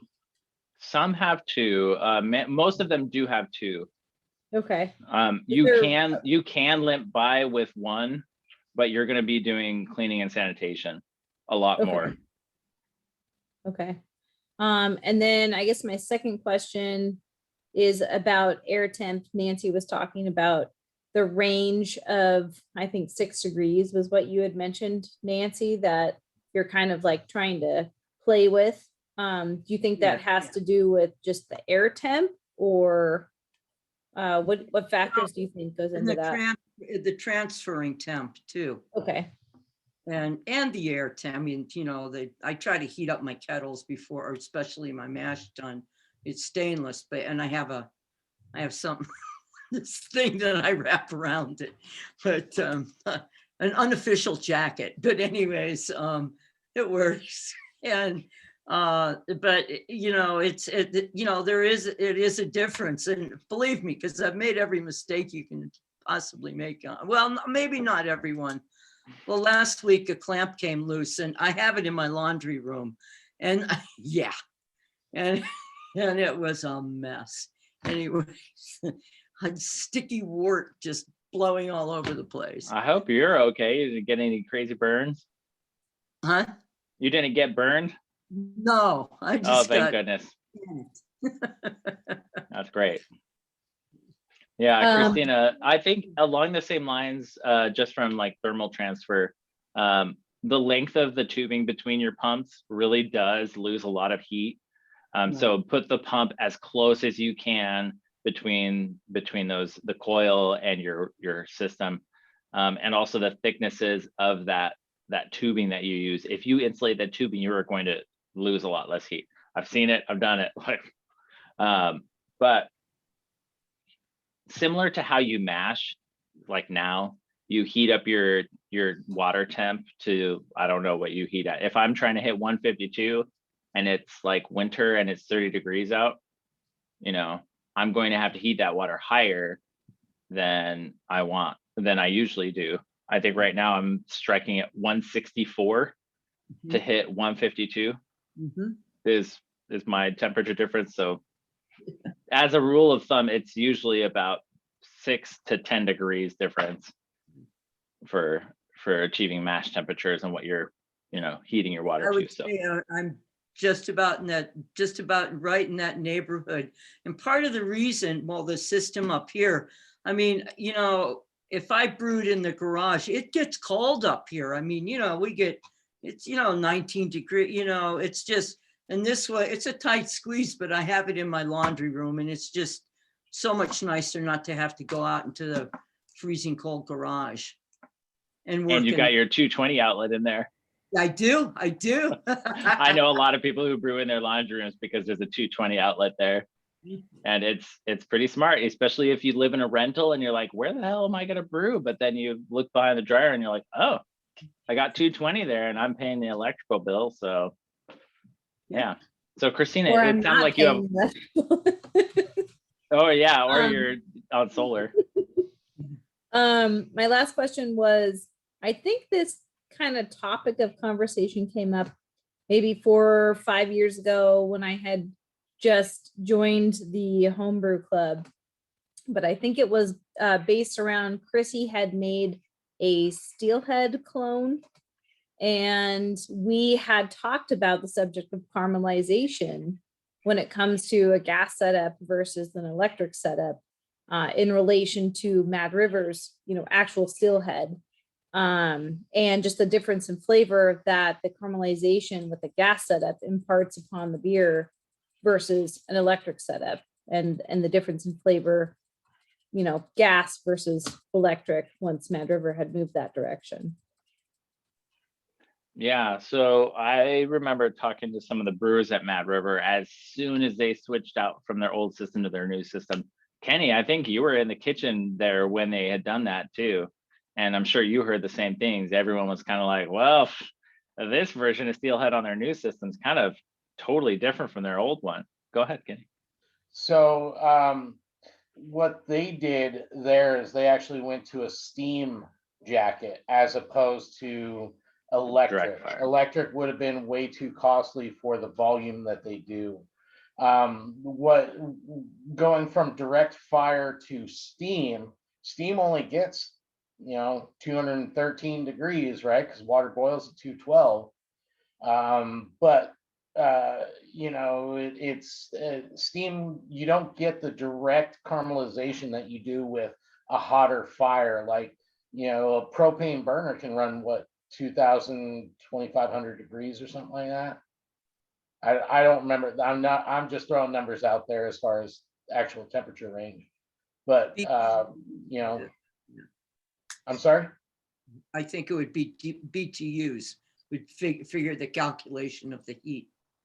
Right, right. But there's also a temperature difference. BTU thermal units are different than actual temperature. Okay. So when you're talking about sugars that are going through the Maillard reaction, which for all intents and purposes is the caramelization reaction.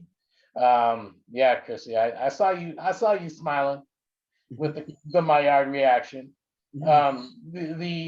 You know, you're getting a lot hotter heat with that direct flame than you are, say, with submerged electrical unit, so to speak.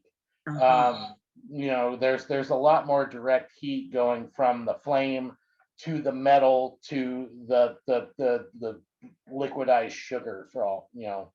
Whereas if you're doing an electric system, you know, it's constantly on and off, and it's maintaining a certain temperature just to get to that point. And those coils are built to have different temperatures on certain parts of those coils as well. So there's a whole, I don't understand any of it, honestly. You know, but when talking about Mad River's switch from a fire system to a steam system, you definitely could tell the difference. And even Dylan kind of echoed that, saying that they had to adjust their recipes and try to figure out, who knows, maybe they had to throw a little bit of caramel malt into the recipe to try to make up for some of that actual caramelization that happens when you have a direct fire system. Yeah, there's a lot to think about.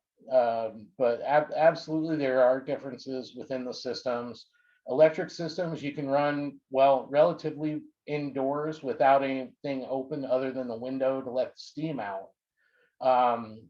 You know, when you're talking flame systems, propane, that's combustion, which creates carbon monoxide. If you're doing that in a closed room, you're going to kill yourself. So there's safety issues when it comes to that as well.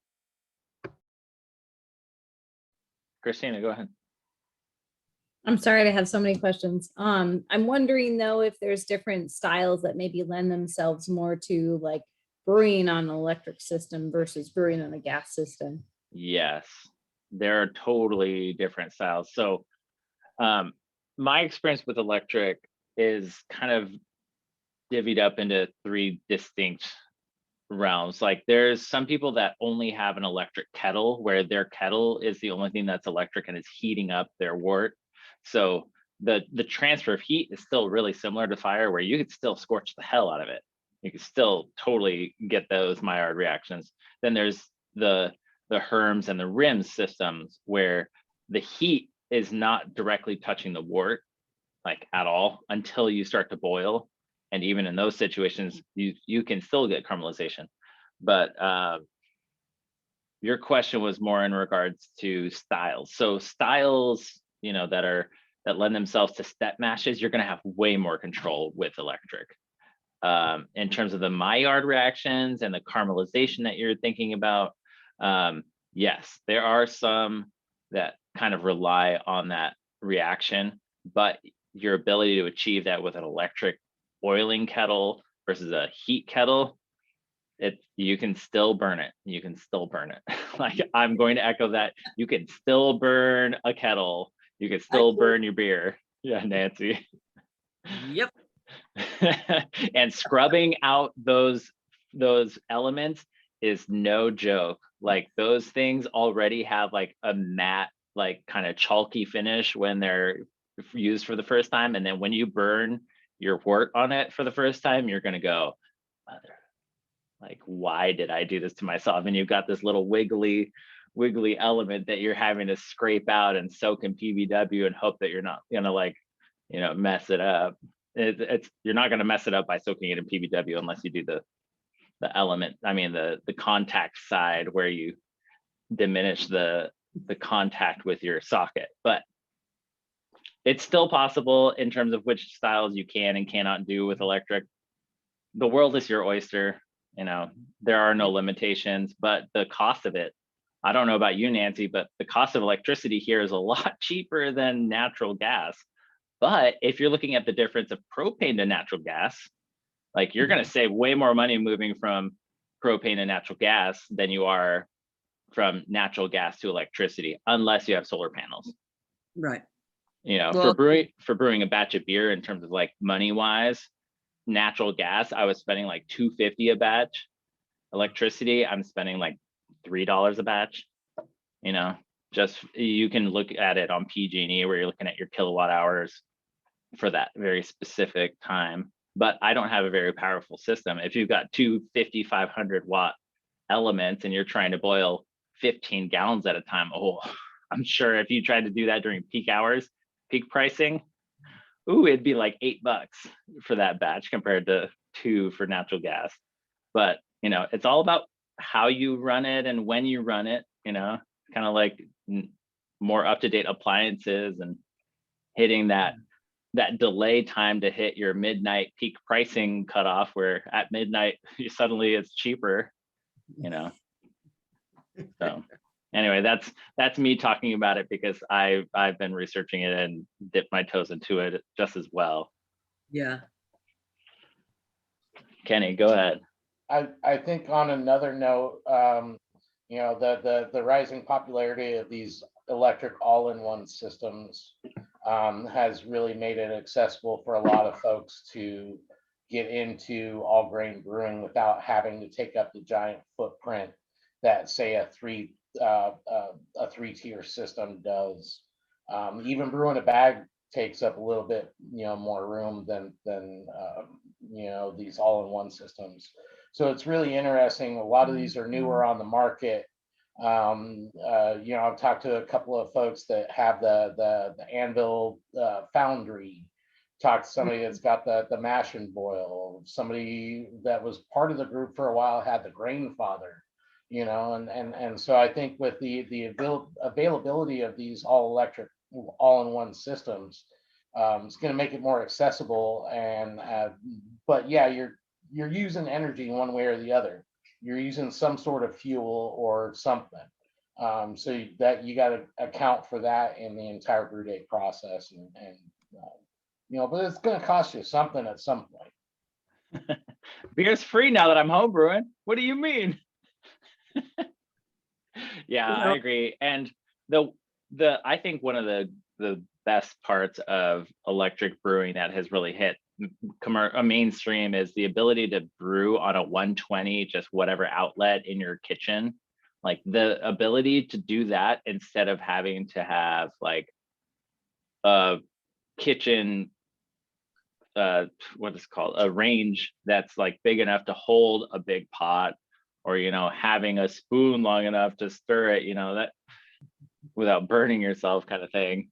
You know, I really like these new things that have come to market, and I honestly think the Anvil one is like one of the best ones out there because it has a higher volume.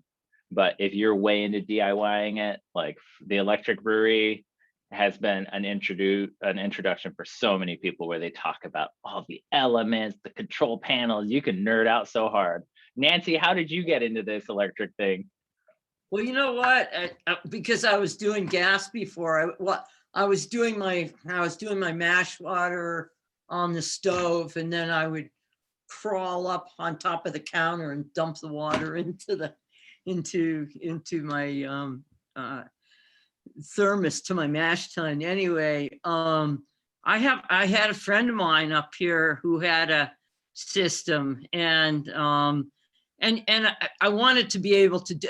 The other part is just wanting to be able to do it inside, you know, and not be, you know, it really, I mean, you know, it's cool. I mean, unless you have an insulated, warm garage, you know, and gas. I mean, if I'm using gas, I want to be outside.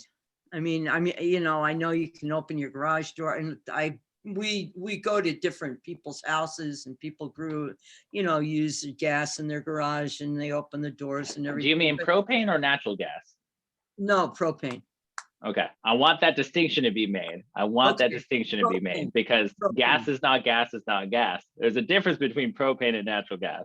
Okay, so anyways, it just got it. I just thought I don't know, I did the same thing, everybody, I weighed and measured the pros and cons, and I wound up with the electric system. I mean, the only issue was that the person who was helping me set it up and was gonna teach me the system kind of flew the coop anyway. And so it was just a lot of YouTubing and asking questions, but it's a learning process. And I think, you know what, it's all a learning process. I mean, Every new system is. yeah, going from extract to grain to, but, now I had a love-hate with it, but, now it's more love, and it's learning. I just always have to tell myself, if something, goes crazy, it's just part of the journey. And I've been lucky. I've wound up with my beers have turned out well. So that's the good news. The journey, making a mess all over the place, that's another story. But I like it. I like it a lot. And I think you made a good point about when the water's transferring into the other kettle through the hoses and everything, you do lose heat, and you have to compensate for that. And I think that's part of the learning curve, is knowing how many degrees above, what Beersmith or Brewer's Friend or whatever tells you. You gotta get high.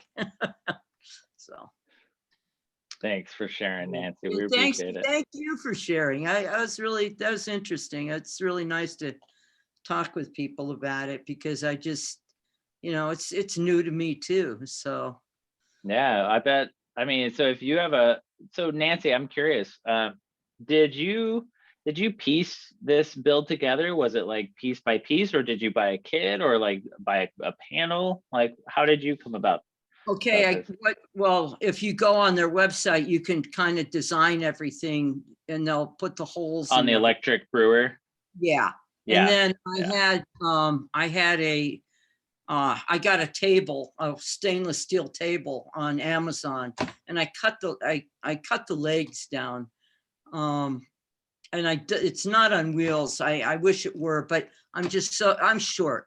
And I'm just so tired of everything being so goddamn tall, and I'm looking over the kettles, and it's a plight upon brewers. Like, I honestly feel like so much of brewing you spend in precarious situations where you're like, maybe I shouldn't have 10 gallons of hot liquor like perched up above me. I feel like, brewing in general is like really precarious, and we either have step stools or we try to like stand up on a platform near it and have it below it. Yeah, it's just. Yeah. So I made it. I cut the leg. So the table is short, and then I put the pumps on the shelf underneath. And I have 2 controllers. Yeah. So yeah, and that's and this guy also, I mean, he really helped me in terms of where to put the holes and how we set it up. But you can do that, and there's also stuff that comes that's very standard. Yeah, but there are so many options out there. That's why I asked how you came to it, because there are so many different avenues. You could buy a pre-made kit, you could buy a pre-made panel, you can buy the whole thing as one setup, or you could buy it piece by piece by piece by piece. I know a few people who've done, all of the whole gambit, from one end to the other. Well, I did the boil kettle, and I also have a whirlpool in there, and the hot liquor tank had the coil. So it was. Did you do it all in old kegs, or did you buy purpose-built like vessels for it? Say that again. What are the vessels that you're doing all of this in? Are they converted kegs, or are they actual big brew pots? They're brew kettles. Nice. Yeah, they're Blickman brew kettles. I went all the way. How big is your system? Is it a 10 gallon or a 15? 10. 10. Nice. I have 2 15s and a 20. Oh, okay. So you've got a 15. I mean, it's a 10 gallon brew system, but the vessels are 15. Right. Nice. Yeah. But yeah, Awesome. the boil kettle is 20 because, Yeah. so I don't, that's the only place I don't spill is when I I throw the hops in. Nice. Thank you, So- Christina, and thank you, Nancy, for your great questions and answers too. I love this part of our brewing, our brewing meetings is this helping each other out, talking through things, because I think this is the most valuable part of our whole group. Like, in all honesty, it's like, well, I've got this question. Thank you, guys. Thank you, Yes, Christina. thank you. Hey, can I ask one more? What electric system have you been brewing on, Chris? Recently, it's a mash and boil. Okay. Previously, before that, it was a 15-gallon rims system Mhm. that one of my friends got out of brewing for a while because he was unemployed and broke and didn't want to, have the toys around to spend money on. So he was like, "Can you just borrow this from me for a while?" And so I brewed on a rim system, which is really cool because you have this little tube instead of having like the main hot liquor tank. You just have a tube that is recirculating through. Yeah. And Yeah. I found it really neat, but cleaning more fine spaces was not to my liking. I just didn't. I didn't like that specific aspect of it. But I've never really been good about cleaning in place where you just like have a big, at the end of your brew day after you transfer everything off, you like hose out your boil kettle to get all the big crap out of there, and then you recirculate using hot PBW or similar cleaning products, and you just leave it to recirculate for a while. I don't have that time. Like, I don't have the hour to wait around for it to clean itself and then clean afterwards. But yeah, the mash and boil has been great for me because it was cheap. It was 5 gallons and it goes into a 120. And since I moved houses, I don't have my natural gas set up like I previously did. I don't have my 220 like I previously did. Like, I have a shed that has water on the outside and 2 120-volt plugs on the inside, and I have no water inside. I used to have like a full big brewing tub, like wash sink and everything. It was great. I had natural gas. It was like $2 to brew. And then I moved and I'm like, I'll get there someday, but I need something to brew on. And my wife got me the mash and boil for my birthday this year. Oh, So I was think like, that's great. yeah. Those are Although, great. yeah, if I was to do it again, I would get an Anvil foundry. However, the foundries, they're like 9.5 gallons. This mash and boil is a 7.25 gallon. So it's kind of pushing it to get above 6% ABV and do like, because it's like brew in a bag where you like put it all into a tube and then lift it out and sparge.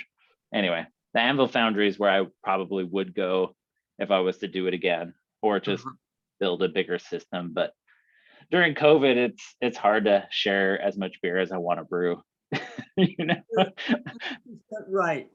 Yeah. Usually I used to be doing like 10-gallon batches every other week. Like, not even kidding you. Every other week I'd be brewing 10-gallon batches. And now I'm down to like 5-gallon batches once a month, maybe, just for personal consumption. So Yeah. I'm excited for the days when I have a better brewing setup. Yeah. Yeah. Well, it's I find that it's I make this beer and it's like, I've got probably 15 gallons of beer now in my, it's not like you're going to a party and you're taking a growler. And I mean, Yeah. I know those growlers taken to parties really empty kegs very Yeah. efficiently. I mean, not even parties, but like taking a half gallon of beer to the homebrew club meeting, like that was a great way to not get rid of beer, but share beer with people. I miss it. I really do. I do too. I don't think I've ever forcefully gotten rid of a beer. I promise. I will never shove off bad beers on people unless it's a learning experience.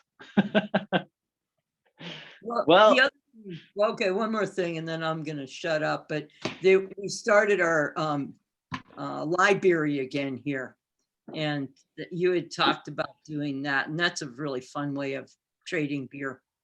So just thought I'd bring it up.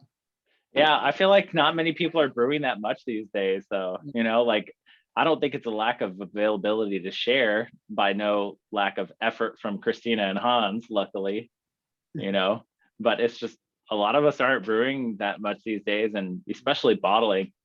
Personally, I know. I don't bottle unless I have to. Me neither. Christina.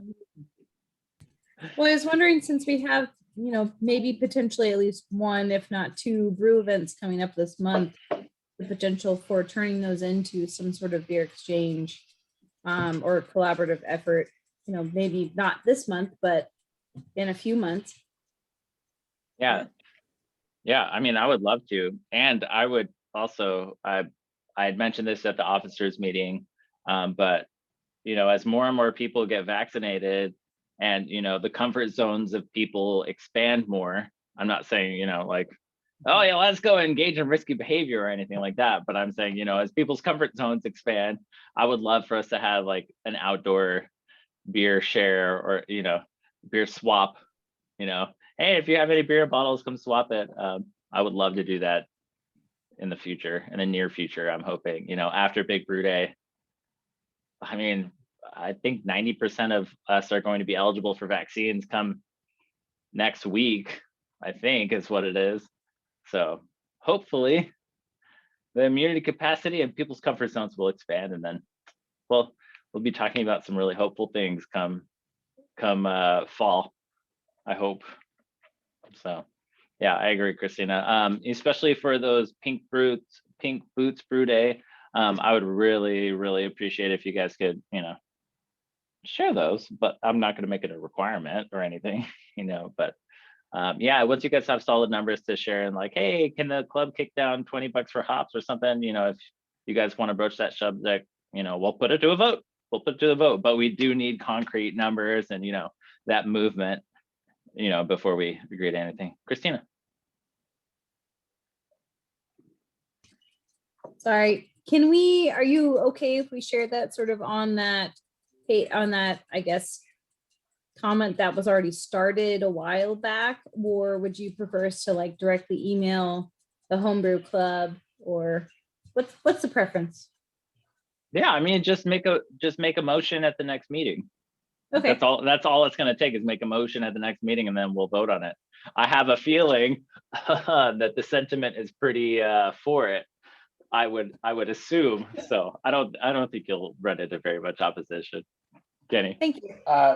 So was there a motion? No, there was not a motion. There is no emotion, no motion at this point. There's currently no motion on the floor to be voted on. However, if there was a motion to be voted on, it would get voted on. Yeah, there was a preliminary discussion by the officers of support for this. It's just a matter of going through due process, giving numbers, and having the club vote on it. Pete, you had your finger raised. On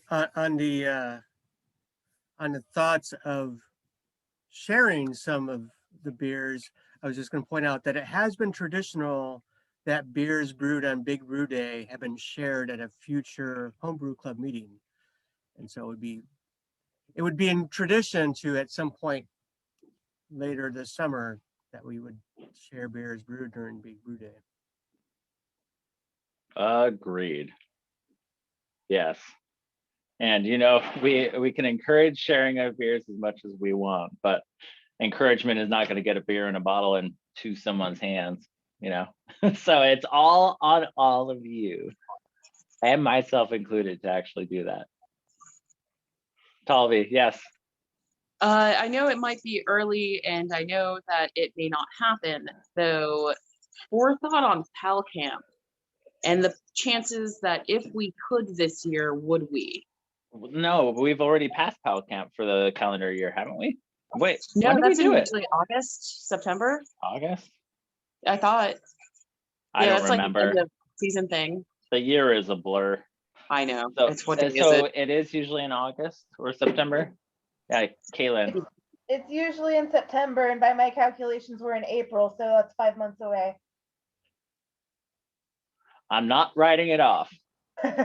I personally am not writing it off. I'm hopeful, but I mean, it's going to come up to like group sentiment, really. Yeah, Kenny.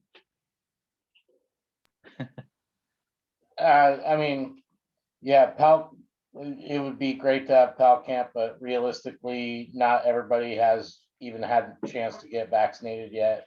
I think we should approach that at a later. Oh, date. yeah. I think it's really good to start thinking about it ahead of time. So I absolutely, you know, Pal Camp is great because you can socially distance out there. I just think, you know, we need to wait another couple of months to make sure that everybody is safe and we can move forward that way. Absolutely agree. I just kind of wanted to put it into people's minds as a possibility of if it happens and if everything goes well, just to mentally be prepared. Thank you for that. Hans, is it noted in the minutes that we should have some foresight into asking the Discovery Museum later? Because the Discovery Museum kind of like shook up their programming as of this year. So there may be considerations for that, which we may need to inquire about in the future.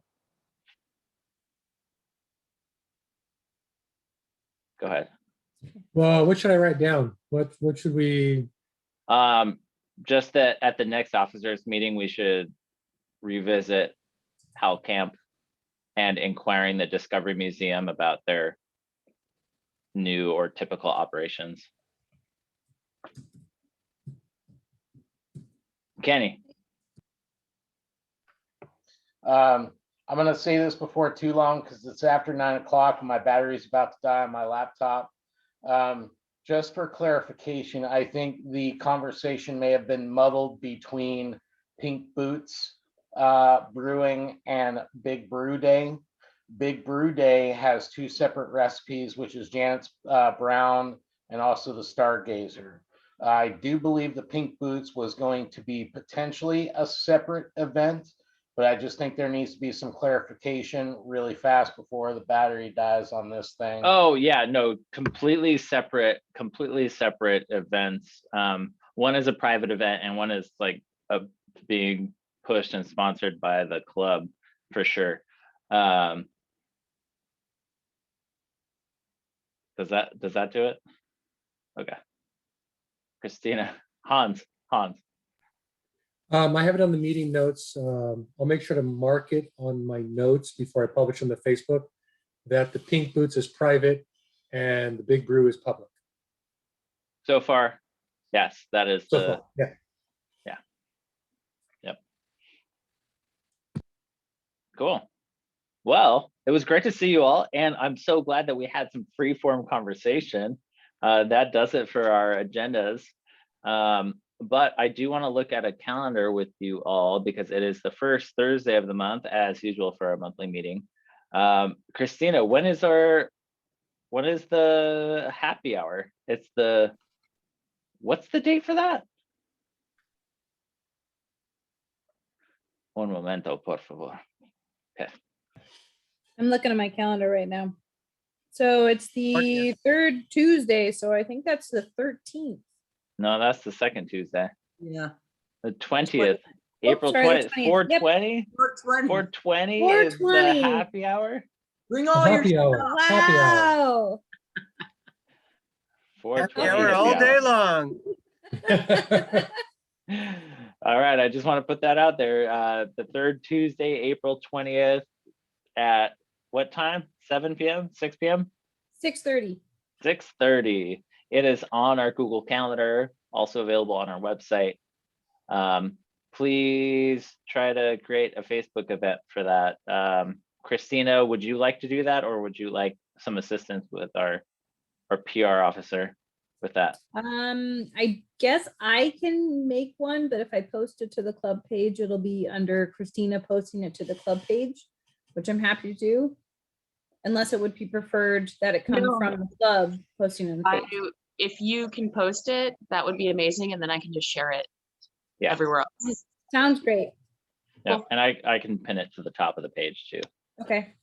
I And- have one additional question. Mhm. It has been mentioned before and brought up in conversation about posting it to local, maybe public sites.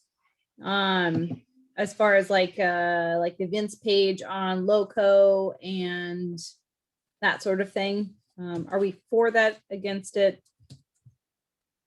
We are for that. I know that my main focus is supposed to be for the whole of the club is for Big Brew Day, and so I'm going to be putting a lot of my focus into that. But if you want me to like, absolutely, I'm willing to get that out there as well. If you want to write something up, I can post it through the homebrewers pages to those avenues, so that way it's out there. Though I'm not part of it this year, and I have been in years past. So if you want to write something up and all that, and then if you want to be the main contact, since you're the coordinator for this, Sure. or you and Anna are the coordinators for this, I'm assuming here. So that way No, I can.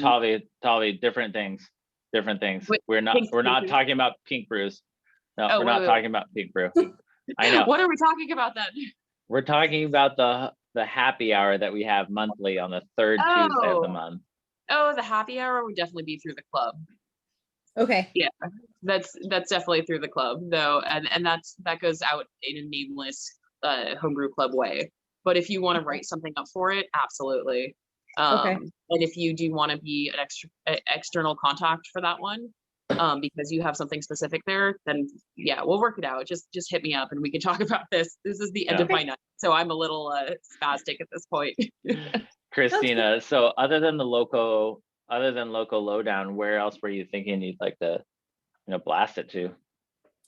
I mean, I'm like- not as familiar with maybe the events pages that we would normally post stuff like this on. So if you guys have input, that's definitely valuable. Cool. All right. PR, Salvi. So Christina, for the happy hour, I've been doing permanent links so that it's the same link every month. So if we can push people to the Humboldt Homebrewers.org page, and if we can ensure that Sean gets the happy hour up on a post, then I think that's going to be our safest bet for sharing things, with the public, is always having like one home base for everything. And then From what just push it from there. Sounds good. From what I took from the last officers meeting, and I think this is a wise thing to take away, is that having that home base point on the internet, which is our actual web page, where we can link to all of our other pages and everything, it would make us a lot stronger. It'd make us a lot stronger presence. So instead of always having a different link, a different site, a different place to go to, we could just have that one home base. And I think that's very wise. And I don't think we've done that before. And I like that idea of making the webpage stronger, making the webpage always up to date on what we're doing in other avenues, be it social media or another website or collaborative site or whatever it is. So that has been noted. So cute. Okay. Thank you. Anna, I'm sorry that your hand has been up for so long and I haven't called you. Anna and then Kenny, I'm sorry. Anna. Oh, I just want to say that the pink boots, we're not trying to risk anybody with the virus.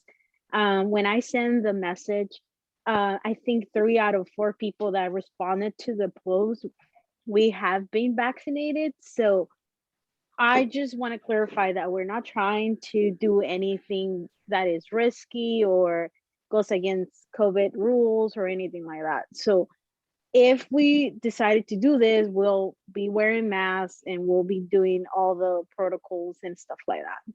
I just want to just Thank you, clarify Anna. that because I appreciate that clarification. Okay. All right, Kenny, you're up. Really quick. When I was doing PR, I found it really easy to first create an event on Facebook. This was pre-club having Instagram. So create the actual event on Facebook.